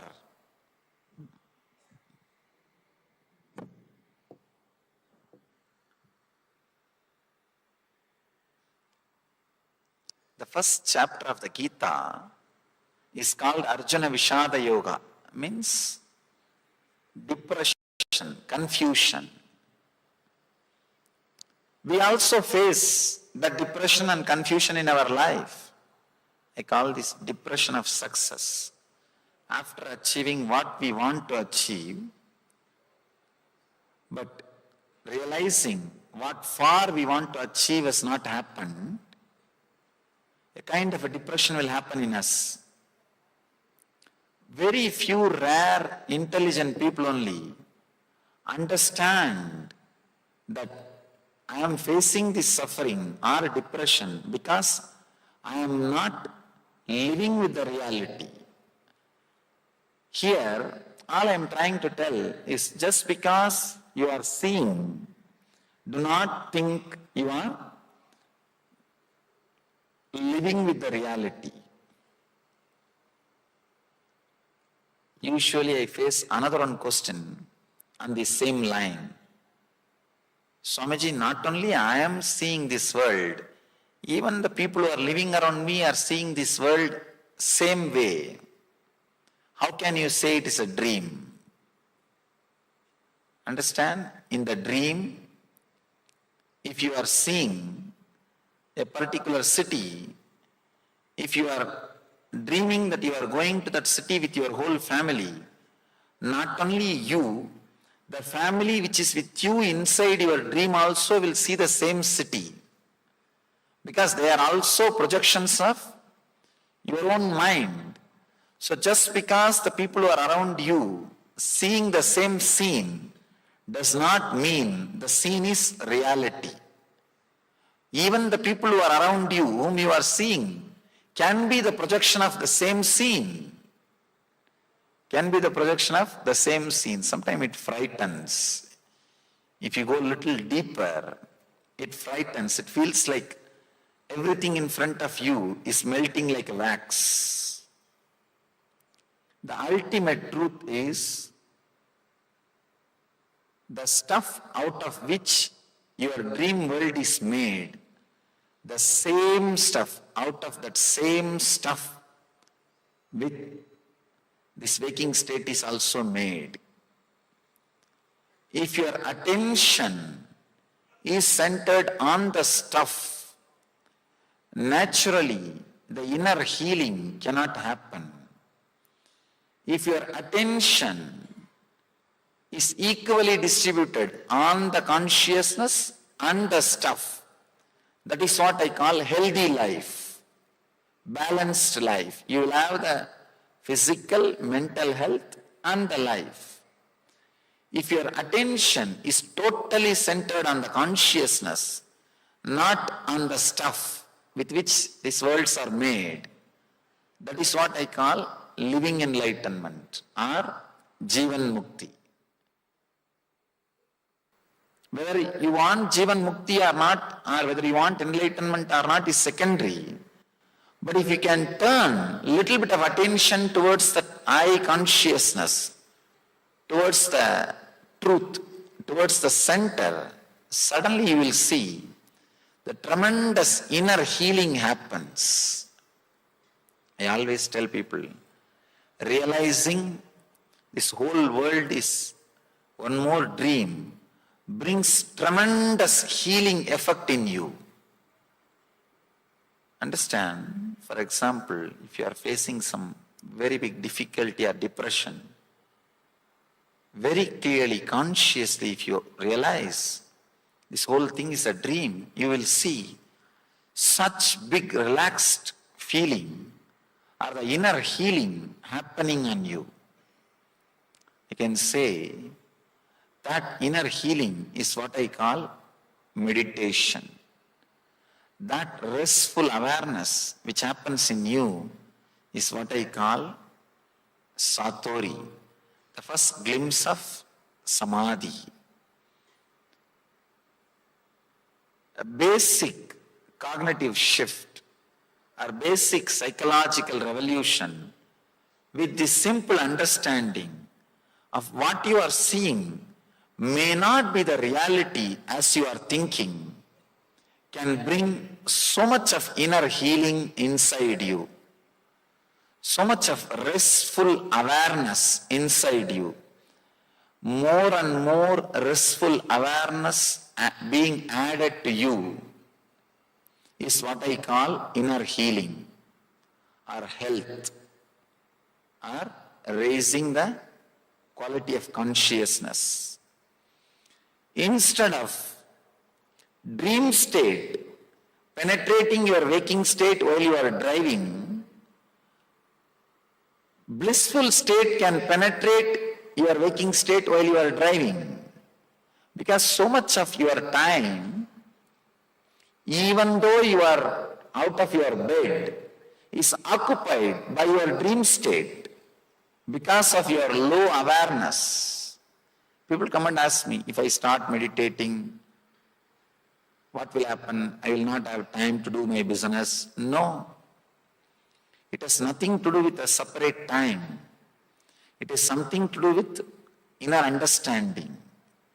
As on now, so much of your time and energy is being spent by dream state possessing you. Instead of that, you can allow the turiya state, blissful state possessing you. You can just change the attitude. You can just shift the energy. You can just go through a big transformation. That is what I call psychological revolution. Why meditate? A single line answer will be to raise the frequency of your consciousness. How it heals, we can understand with this small diagram. I'll try to present a simple diagram, how our mind works, how the meditation influences our system, how meditation directly affects our hardware and software. Our hardware is physical body, our software is our mind. Let me try to give you a simple diagram. You can understand what meditation can do, why meditation needs to be practiced. I think I can explain from here.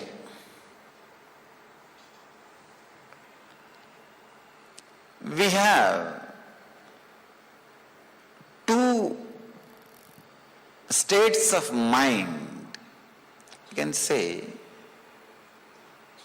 two states of mind you experience in your day-to-day life. One with thoughts, another one without thoughts. Now, you know you have thoughts. In the deep sleep, do you have thoughts? No. So with thoughts, without thoughts, these are the two states of mind. two states of being, means the deeper level. Your being also experiences two states. One, with the clear identity, I. Now, all of you have that identity with the I consciousness, with that identity I. In the deep sleep state, you don't experience the I state, the I consciousness. In the deep sleep, you don't experience the feeling I. Understand? In the mind, you experience two states. One with thoughts, without thoughts. Same way in the being, you experience two states. With I, with identity, strong identity, and without identity, without feeling or remembering your identity. In the deep sleep state, you don't remember your identity. In the waking state, you remember your identity. I am this, I am that. Usually, constantly, you will be remembering or you will be reminded about your identity. With I consciousness, without I consciousness. Now, if we just understand how this state of mind and the state of consciousness connect with each other and create different states in your being, different states in your consciousness. First, with thoughts and with I consciousness, that's what we call Jagrat state, wakeful state. Of course, most of us are now in that state. I can't say all, at least most. With I and with thoughts, you have the identity I and the thoughts are moving. The frequency of I is more than the frequency of thoughts. That is why you are able to control the thoughts. If you want, you can control a thought. If you don't want, you can remove a thought. If you want, you can create a thought. With I consciousness and with thoughts, this is called Jagrat state, waking state. Next, dream state. You have thoughts, with thoughts, but there is no consciousness, there is no identity. That is why you will see sometime in your dreams, you will feel as if you are in college, but you will be sitting with your son. Means there is no clear identity. The identity is not logical. It is not clear. Not only that, the depth, frequency of the identity, frequency of the I is lower than the frequency of thoughts. That is why you are not able to control the thoughts. In the waking state, frequency of I is more. That is why you are able to control your thoughts. In the dream state, the frequency of I is lower than the frequency of thoughts. That is why you cannot control the thoughts in the dream. If at all we have a freedom to dream what we want, we know what all we will be dreaming. What kind of dreams we will be choosing. The dream state, the I state, the consciousness is lower than the thoughts. That is why we say there is no I, but there are thoughts. And the third stage, third thing, neither the I consciousness nor the thoughts, it is called Sushupti. It's called deep sleep state. These are the three states constantly we experience in our life. We experience waking state, dream state, deep sleep state. These three states. There is fourth state which we have not experienced. That is what we call Turiya. There are no thoughts, but the identity I exist is there.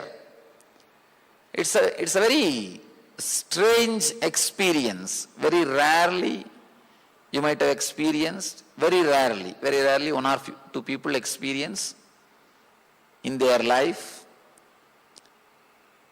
If some sudden shock, or if you are sitting with a nature completely deeply relaxed, deep silence, maybe at those few moments you experience no thought, but you are not sleeping. The identity is alive. The I, the consciousness is alive. You know you are alive, you are awake, but there is no thought. This is the fourth state. As on now, most of us have not experienced this state. This is what we call Turiya. We experience only these three. Now, the problem is, the reason for all our physical and mental illness, diseases, is the dreaming state. The dream state starts penetrating, overlapping the deep sleep and thinking. If your waking state is penetrated by the dream state, it's called daydreaming.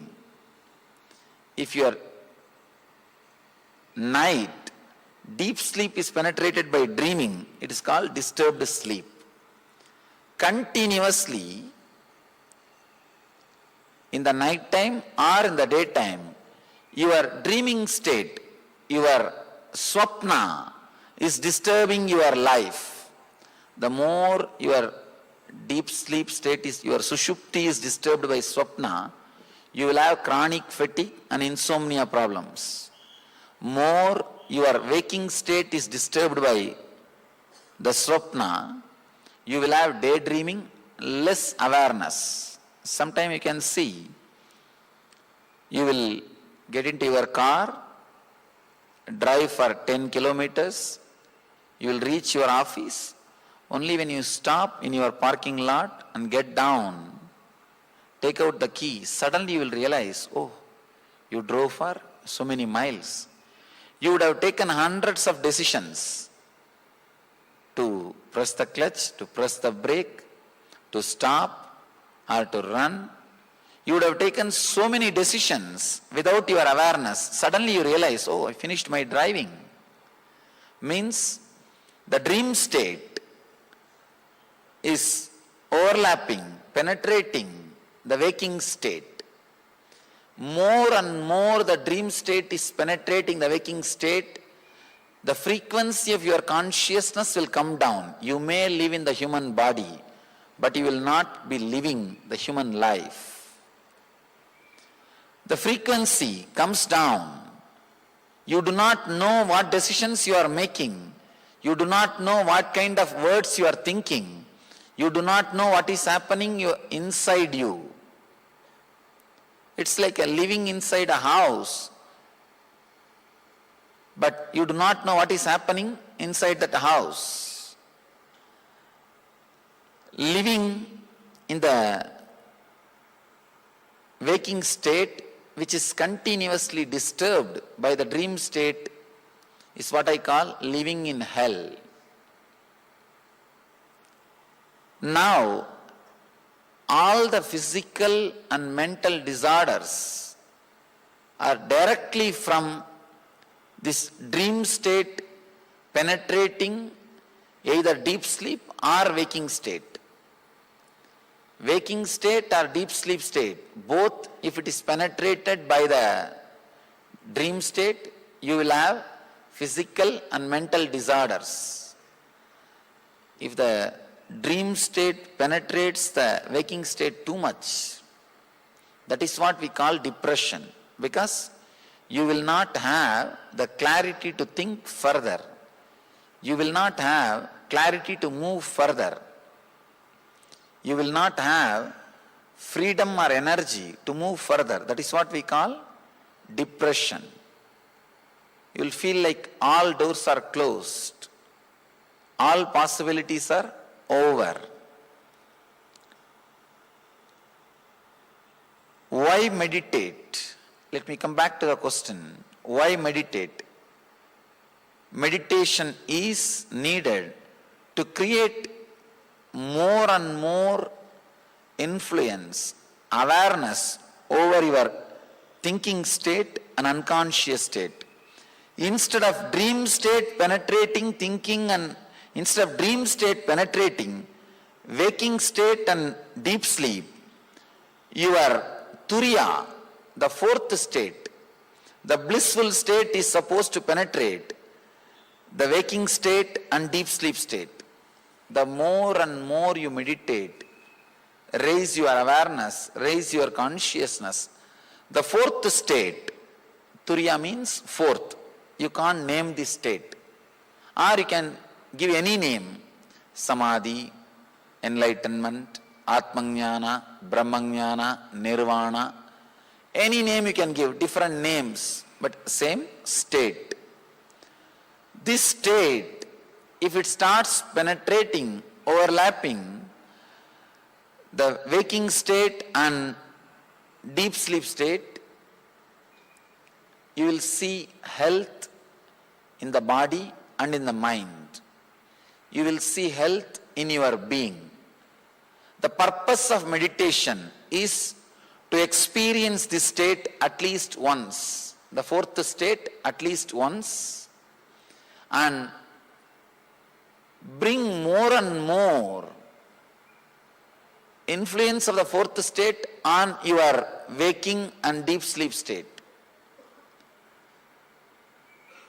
If your waking state and deep sleep state is totally influenced by the fourth state, the turiya, that is what we call Jivan Mukti, living enlightenment.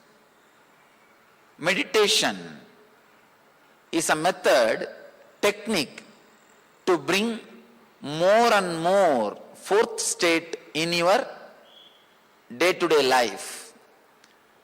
If you experience the fourth state in your waking state and the deep sleep state, you are meditating.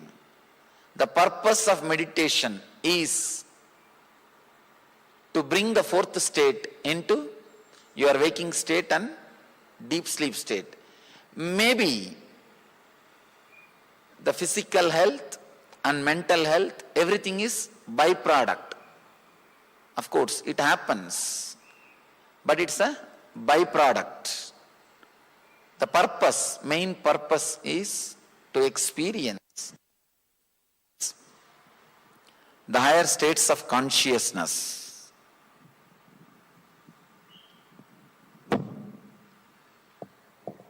When? The next question is when? It's a very controversial question. All the youngsters think, I can do this in my old age.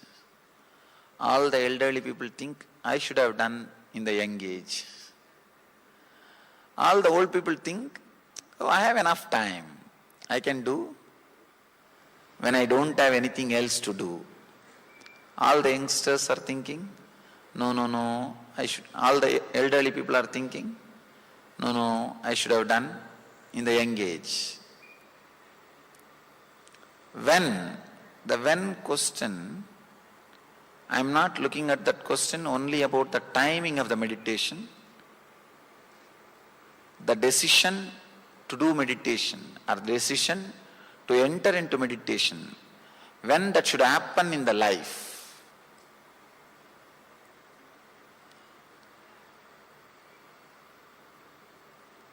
Meditation is just like reading owner's manual before you start driving the car. The person who does not read the owner's manual before driving the car will naturally end up in accidents. Same way, the person who who has not started the meditation before entering into the life will naturally end up in suffering and depression. Basic things for the life is the psychological revolution. Understand one more thing I wanted you to understand. This question, when meditation, needs to be understood and analyzed very deeply. Meditation is the basic thing for the life. It's a very basic need. As I was telling, like owner's manual, reading the owner's manual. Meditation is like a owner's manual for your body, for your life. The moment you start living, you need to go through. You need to enter into it. Before the meditation, one basic important thing needs to happen in you. Psychological revolution means understanding about self, world and God. As on now, the understandings we are carrying are insufficient. They are not able to give a rest in your system. Understand? When I say the word psychological revolution, I mean having a clear understanding about the self, world and God, the source of the self and the world, God. The understanding which gives you a complete rest, through which you are able to solve all your life problems, through which you are able to find your own life solutions. That is what I call psychological revolution.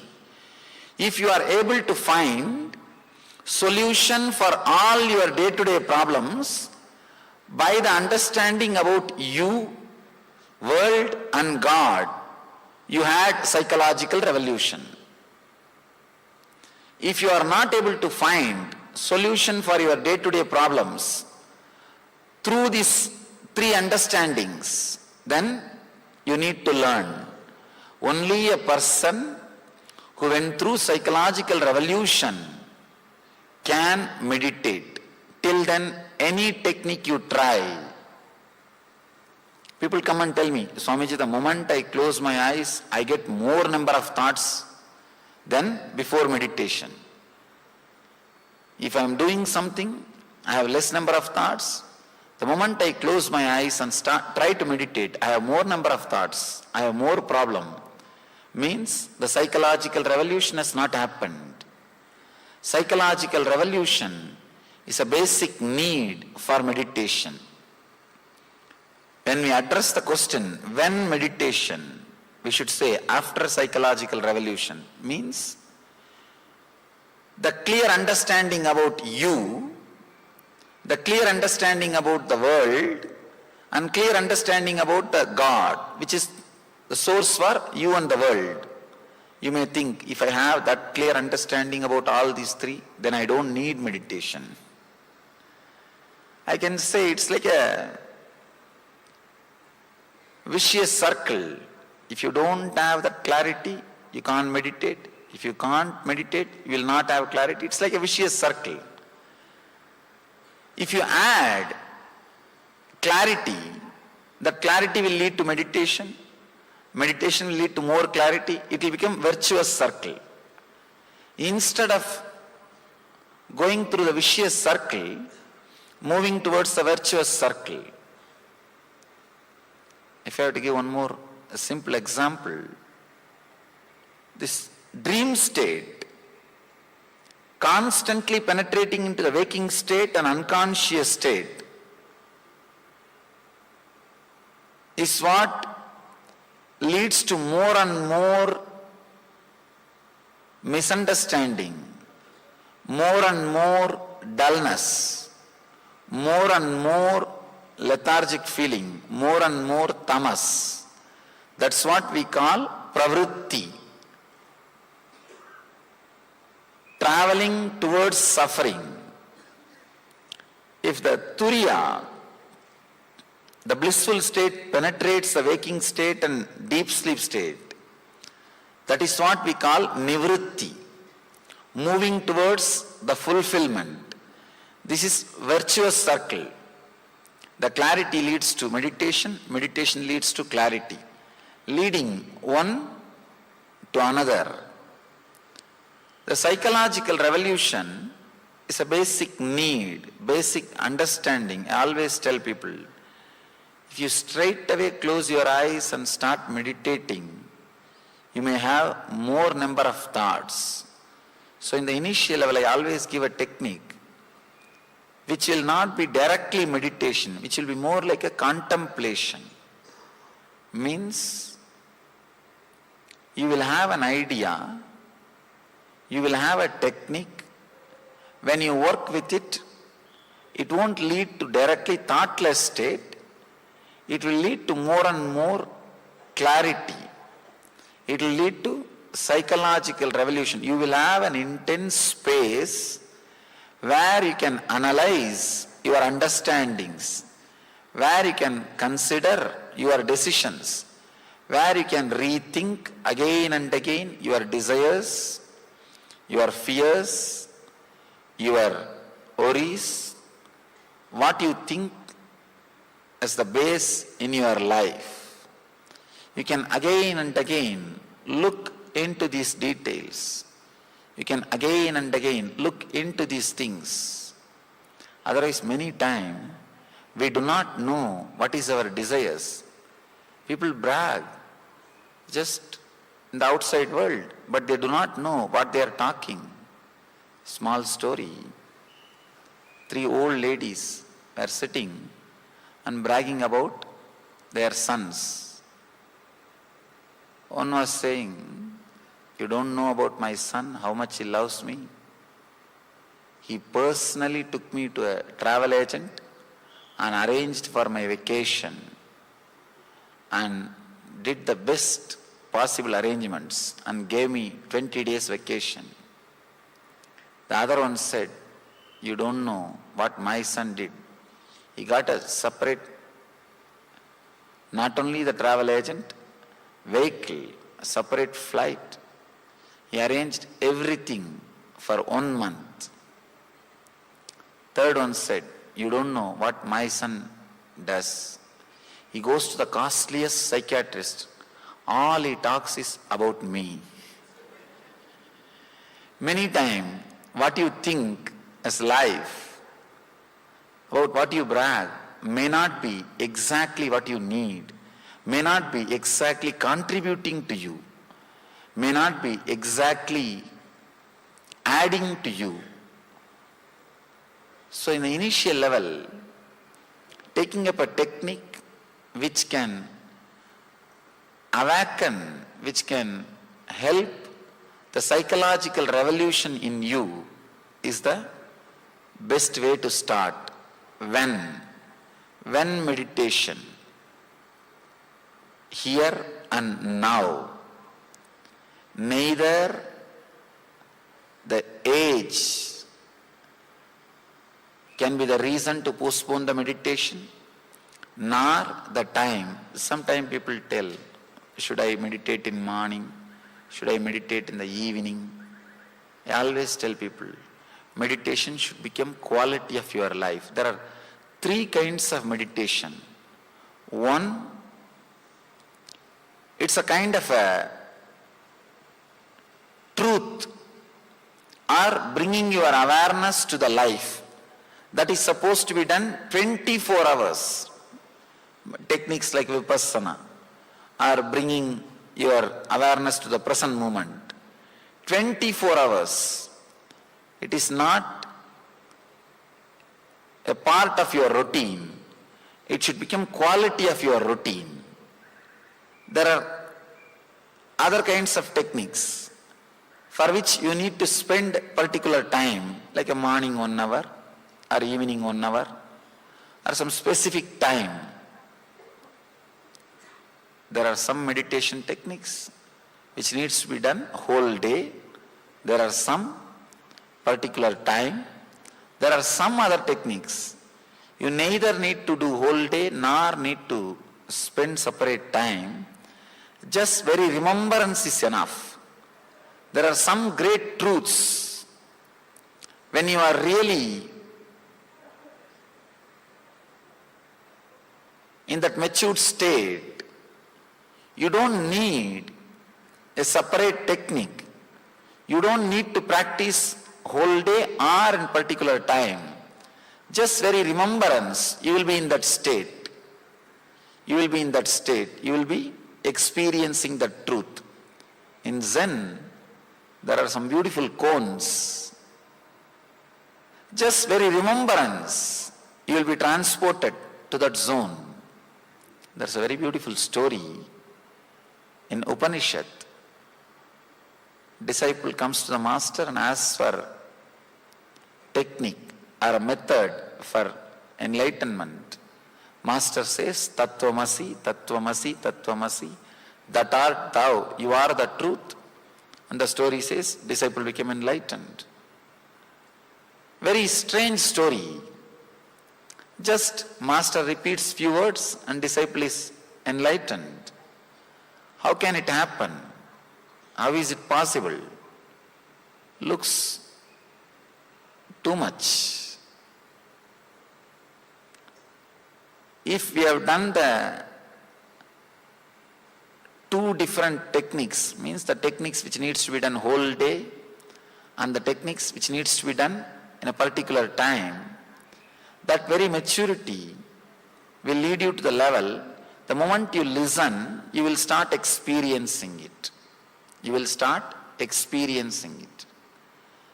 When, why, what, now how. There are so many different techniques.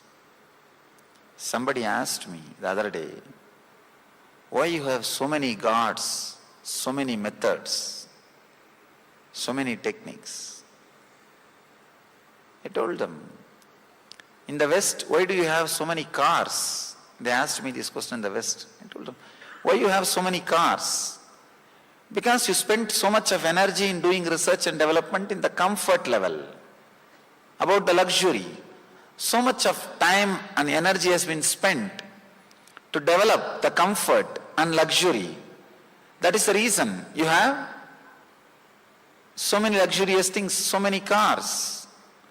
Same way, in the East, we spent so much of time in thinking and doing research and development how to raise the consciousness.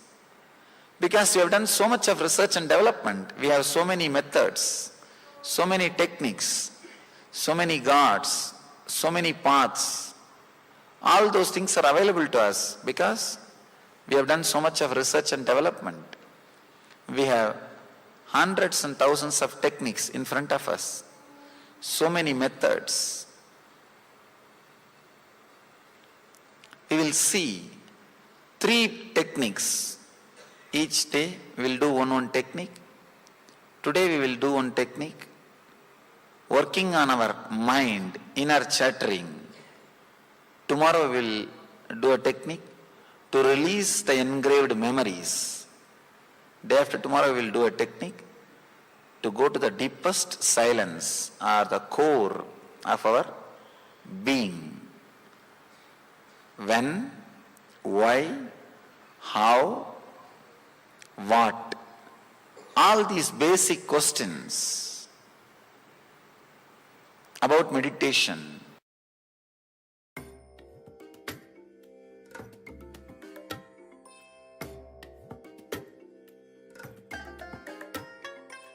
I bless you all. Let you all open all your 3 eyes and manifest the powers of Mahasadashiva. Om Nithyananda Paramashivoham.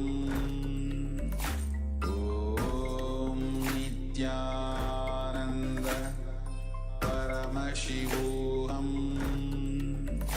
Om Nithyananda Paramashivoham.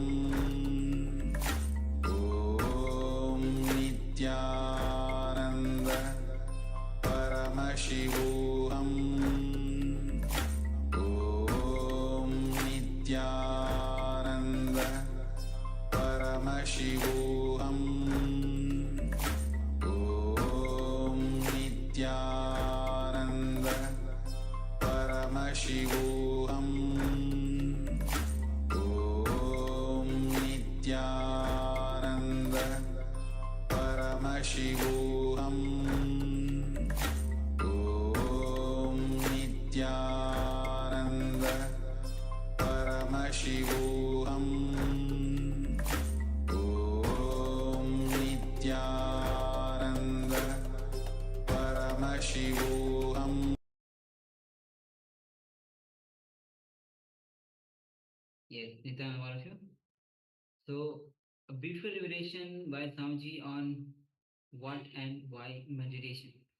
First of all, Swamiji started with taking us through understanding that how in the deep sleep state, in the East, people spend 30 minutes, and West, people spend approx 16 minutes. And then we again come back to the dream state, again fall back to the deep sleep state. This goes on. So this arose from the question that whether the dream state is real or the waking state is real, or so Swami says that every time we go back to deep sleep and then come back to the dream, then go back. So there are breaks in between. But all these breaks and every episode that we, for example, in first episode we were in university, and after the break we again when we go back to dream, we are getting married, or next episode. So whole this life, whole this, even after break, this whole dream is made of the same stuff. This whole dream is one long dream.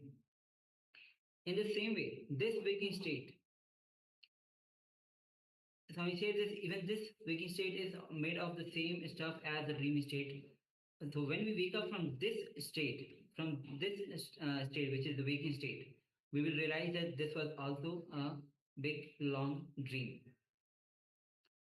So Swamiji walked us through the 4 states of consciousness, which is, Swami said there are 2 states of mind, 2 states of being. 2 states of mind is one with thought, one without thoughts, and 2 states of consciousness one is without I identity, and one other is with I identity, which crisscross and makes the 4 states, which is the deep sleep state, dream state, waking state, the current state, and the turiya, which we have never experienced or rarely people have experienced. So when the dream state starts penetrating the deep sleep state and the waking state, the current state, all the problems starts happening. When the dream state starts penetrating in the waking state, we start to have low clarity, we start to have low consciousness, our ideas, conceptions, perceptions all are not clear. We start to daydream, and all the physical and mental illness comes from dream state penetrating to the waking state. And when dream state penetrates to the deep sleep state, insomnia, inertness, all the problems comes. So, and when the turiya, which is the 4th state, where consciousness, I consciousness exists, and there is no thought, when that penetrates the waking state, it brings health, it brings joy. So all the problems that we are facing, whether it is physical problem, whether it is mental problems, or any kind of problem.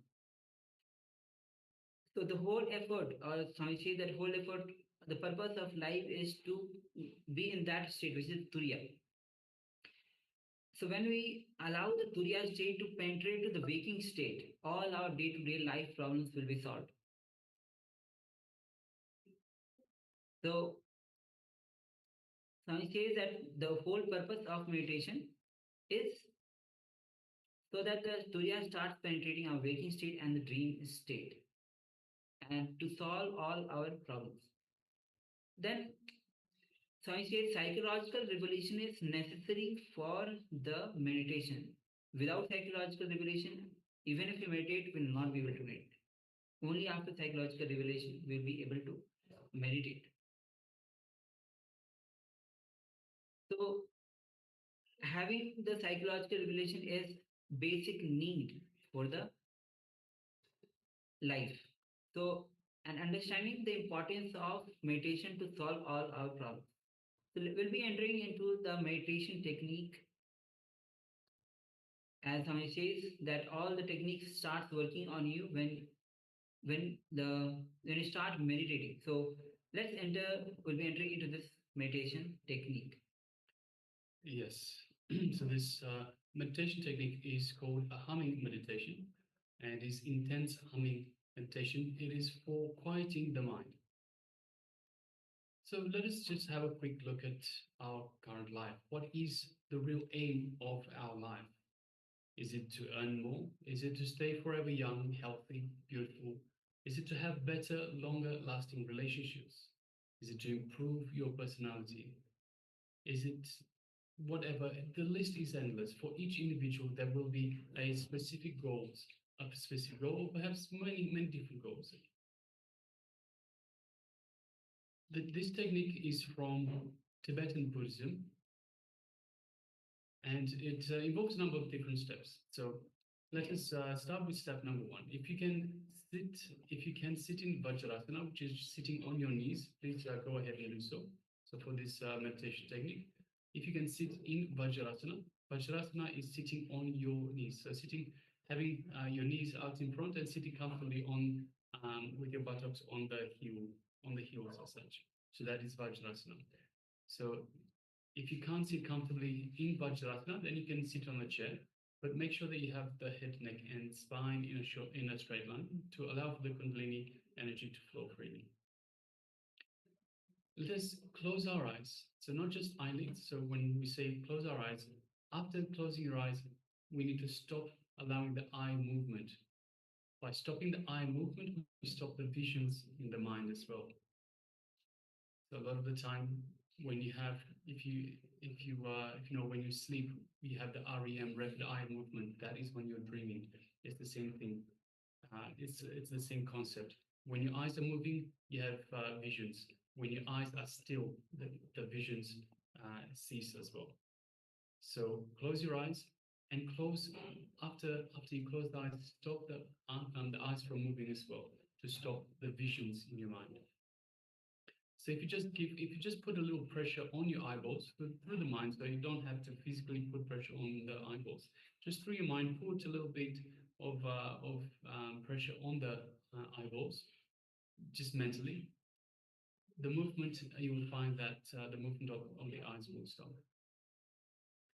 So if you're sitting in Vajrasana or comfortably in a chair with your head, neck, and spine in a straight line, eyes closed, with your eyes not moving, we can move on to the step number 3, which is the humming meditation itself.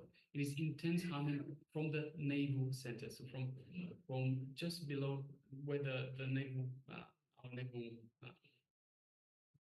part is. So we need to hum directly from the navel center.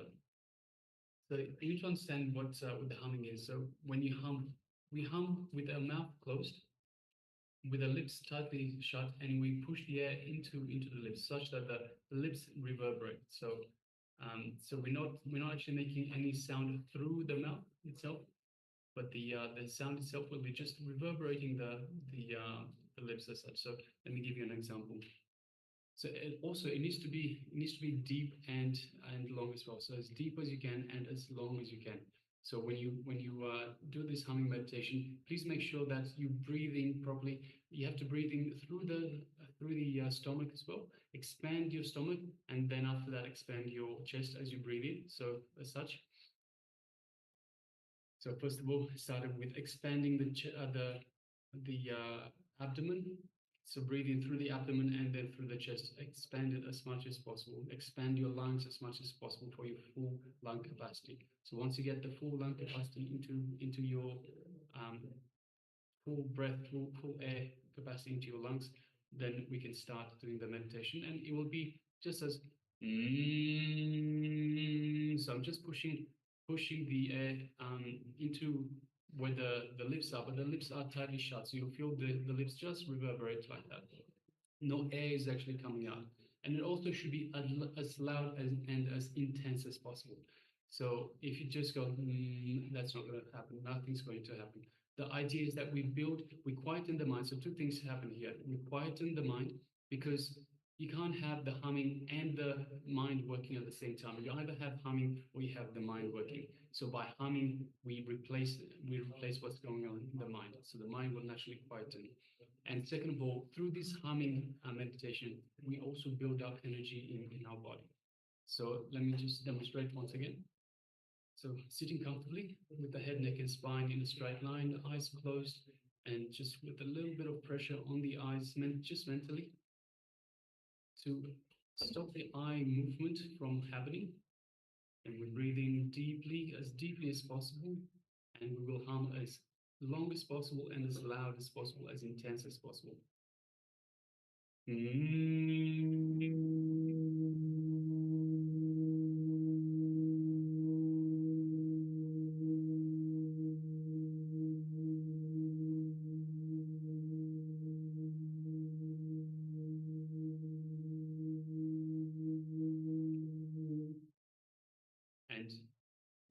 again. So after you do it, naturally you'll breathe back in again. Make sure that you keep the same breathing. So as deeply as possible, breathe through into your stomach, and then expand your chest for further air to enter your lungs, for the full lung capacity. So let us now begin. If you have any further questions with regards to this technique, then please feel free to ask in the chat box, and we will address to those. Now let us begin the humming meditation. So we'll display the slide for you shortly, and let's begin.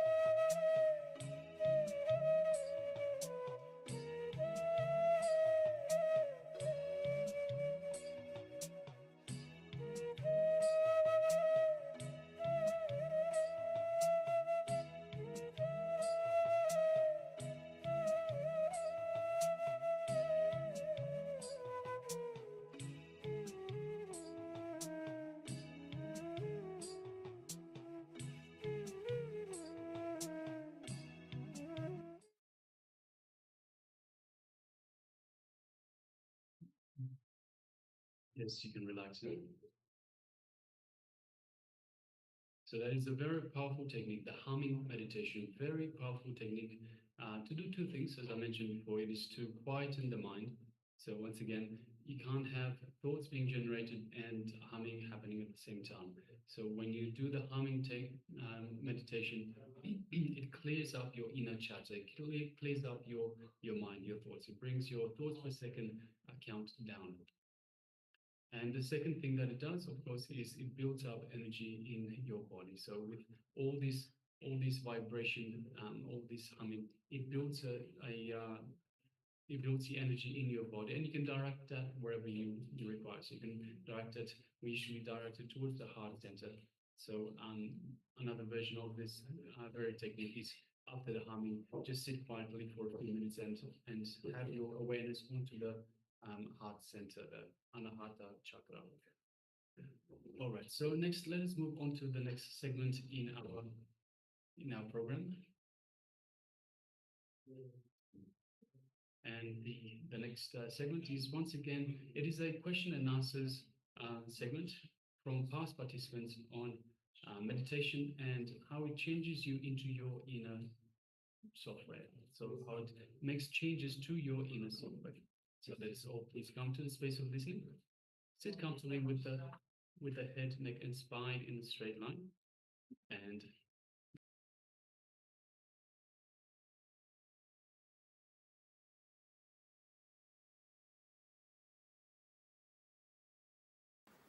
I'll try to say a few words about these FAQs, frequently asked questions.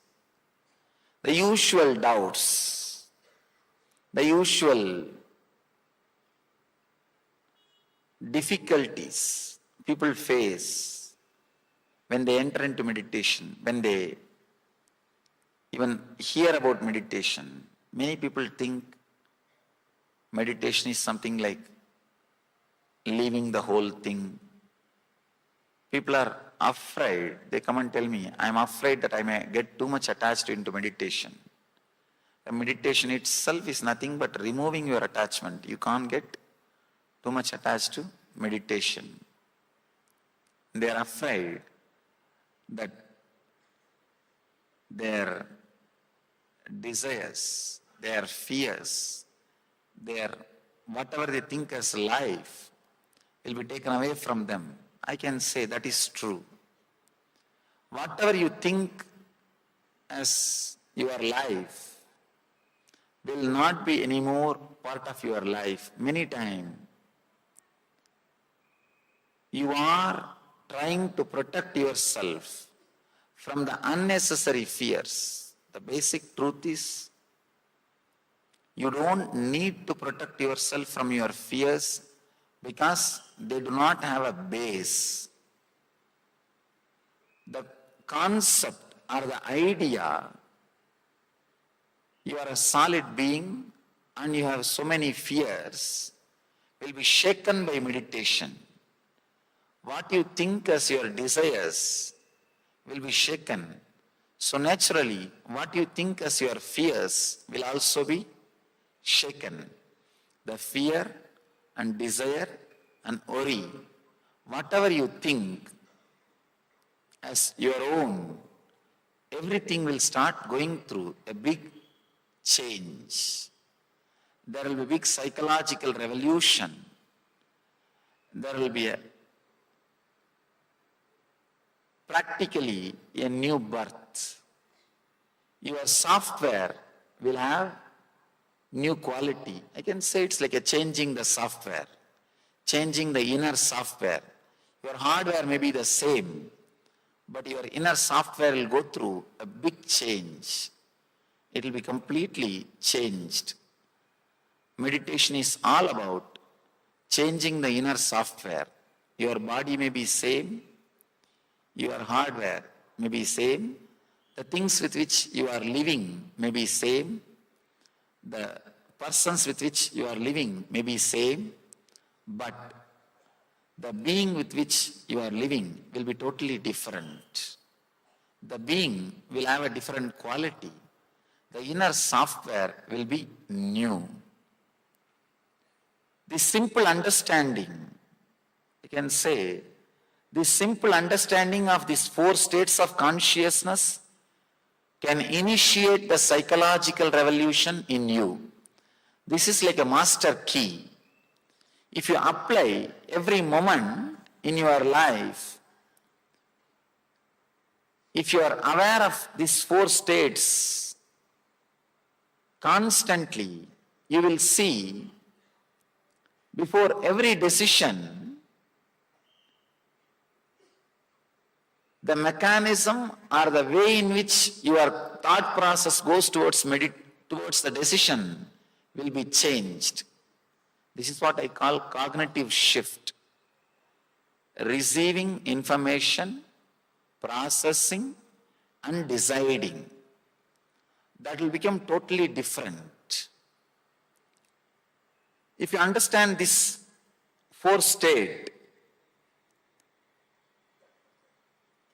when you come out of deep sleep state to the dreaming, you understand deep sleep was lower than dreaming.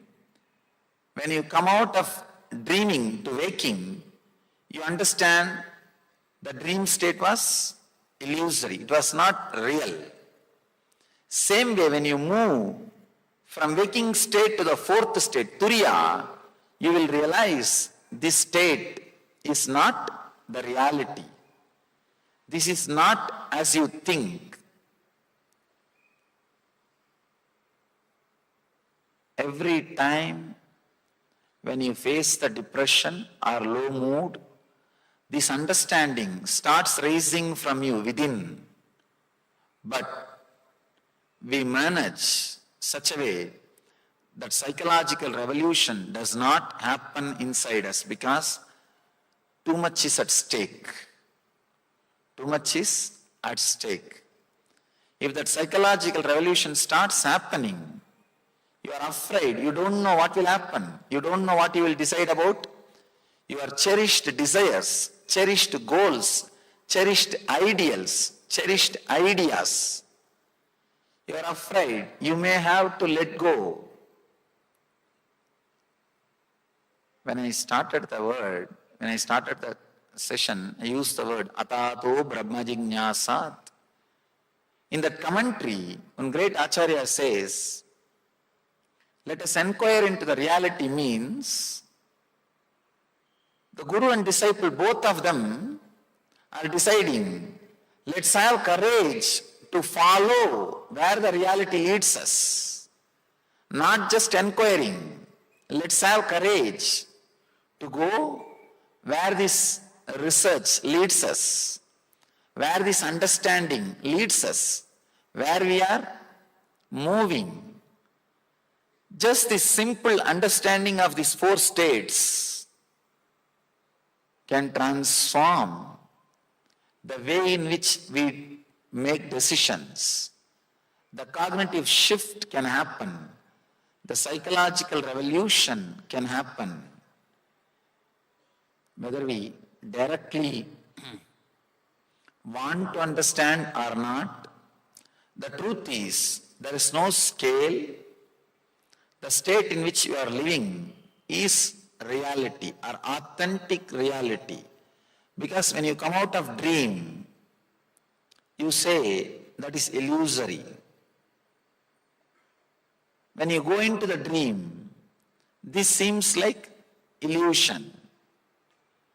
When you reach the fourth state, only then you will realize this. Not only the dream state, even the waking state, so-called waking state is also an illusion. Again, the moment we hear the word illusion, we are afraid, we get frightened, we feel. If that idea, illusion gets into our system, we may renounce, we may leave everything. Our lives may change. I tell you, you will renounce only one thing, that is your suffering, nothing else. Person who understands what is in front of him is not complete reality, he will renounce only one thing, is suffering.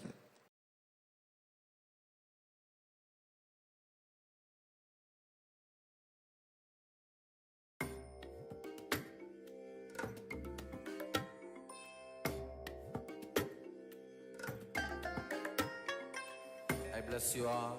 Let you all open all your three eyes and manifest the powers of Mahasudashiva. Om Nithyananda Paramashivoham. Om Nithyananda Paramashivoham.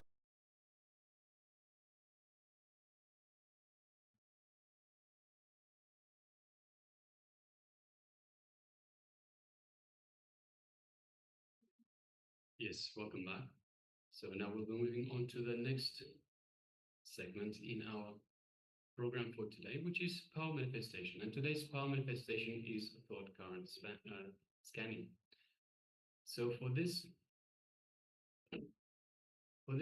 power manifestation, we will be looking at an image, and we'll be asking you, the participants, to scan our thoughts, see what we are looking at, and we'll be looking at it, thinking about it, and perhaps even speaking about it. So we'll be asking you, the participants, to scan our thoughts and let us know what is it that we are looking at. What is the image? So give us the information about the image that we are looking at. So requesting participants to sit comfortably with the head, neck, and spine in a straight line.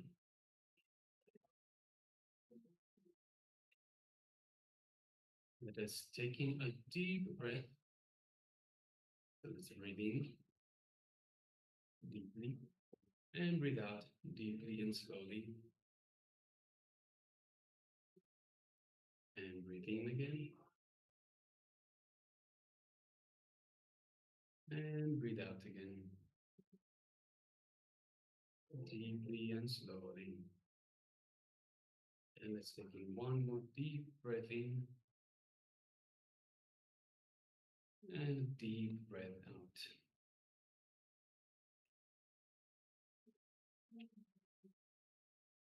Now let us just bring our awareness to our mind and let us unclutch from anything the mind is throwing at us. So any thought that comes up, we're just going to unclutch, which means we will just be a witness, just observe the thought as it comes up and let it go back down. Don't get entangled in it, don't get involved in it, just unclutch. So again and again, just become that witness. So become that witness to the mind. You are separate from the mind. The mind is not who you are. Just become a witness.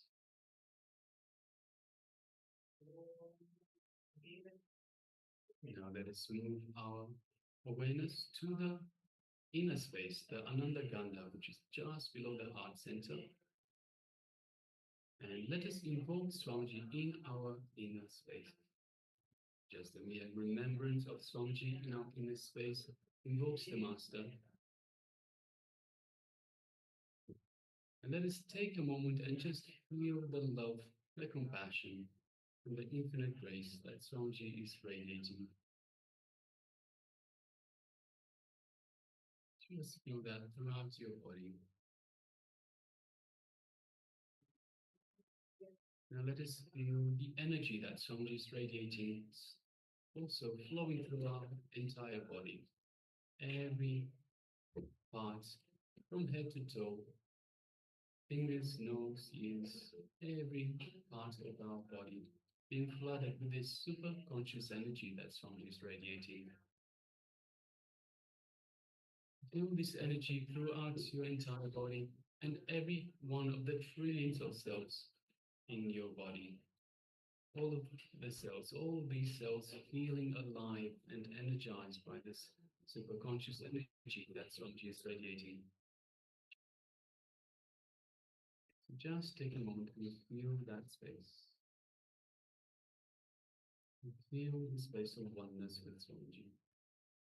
You are one with Swamiji, the Supreme Pontiff of Hinduism.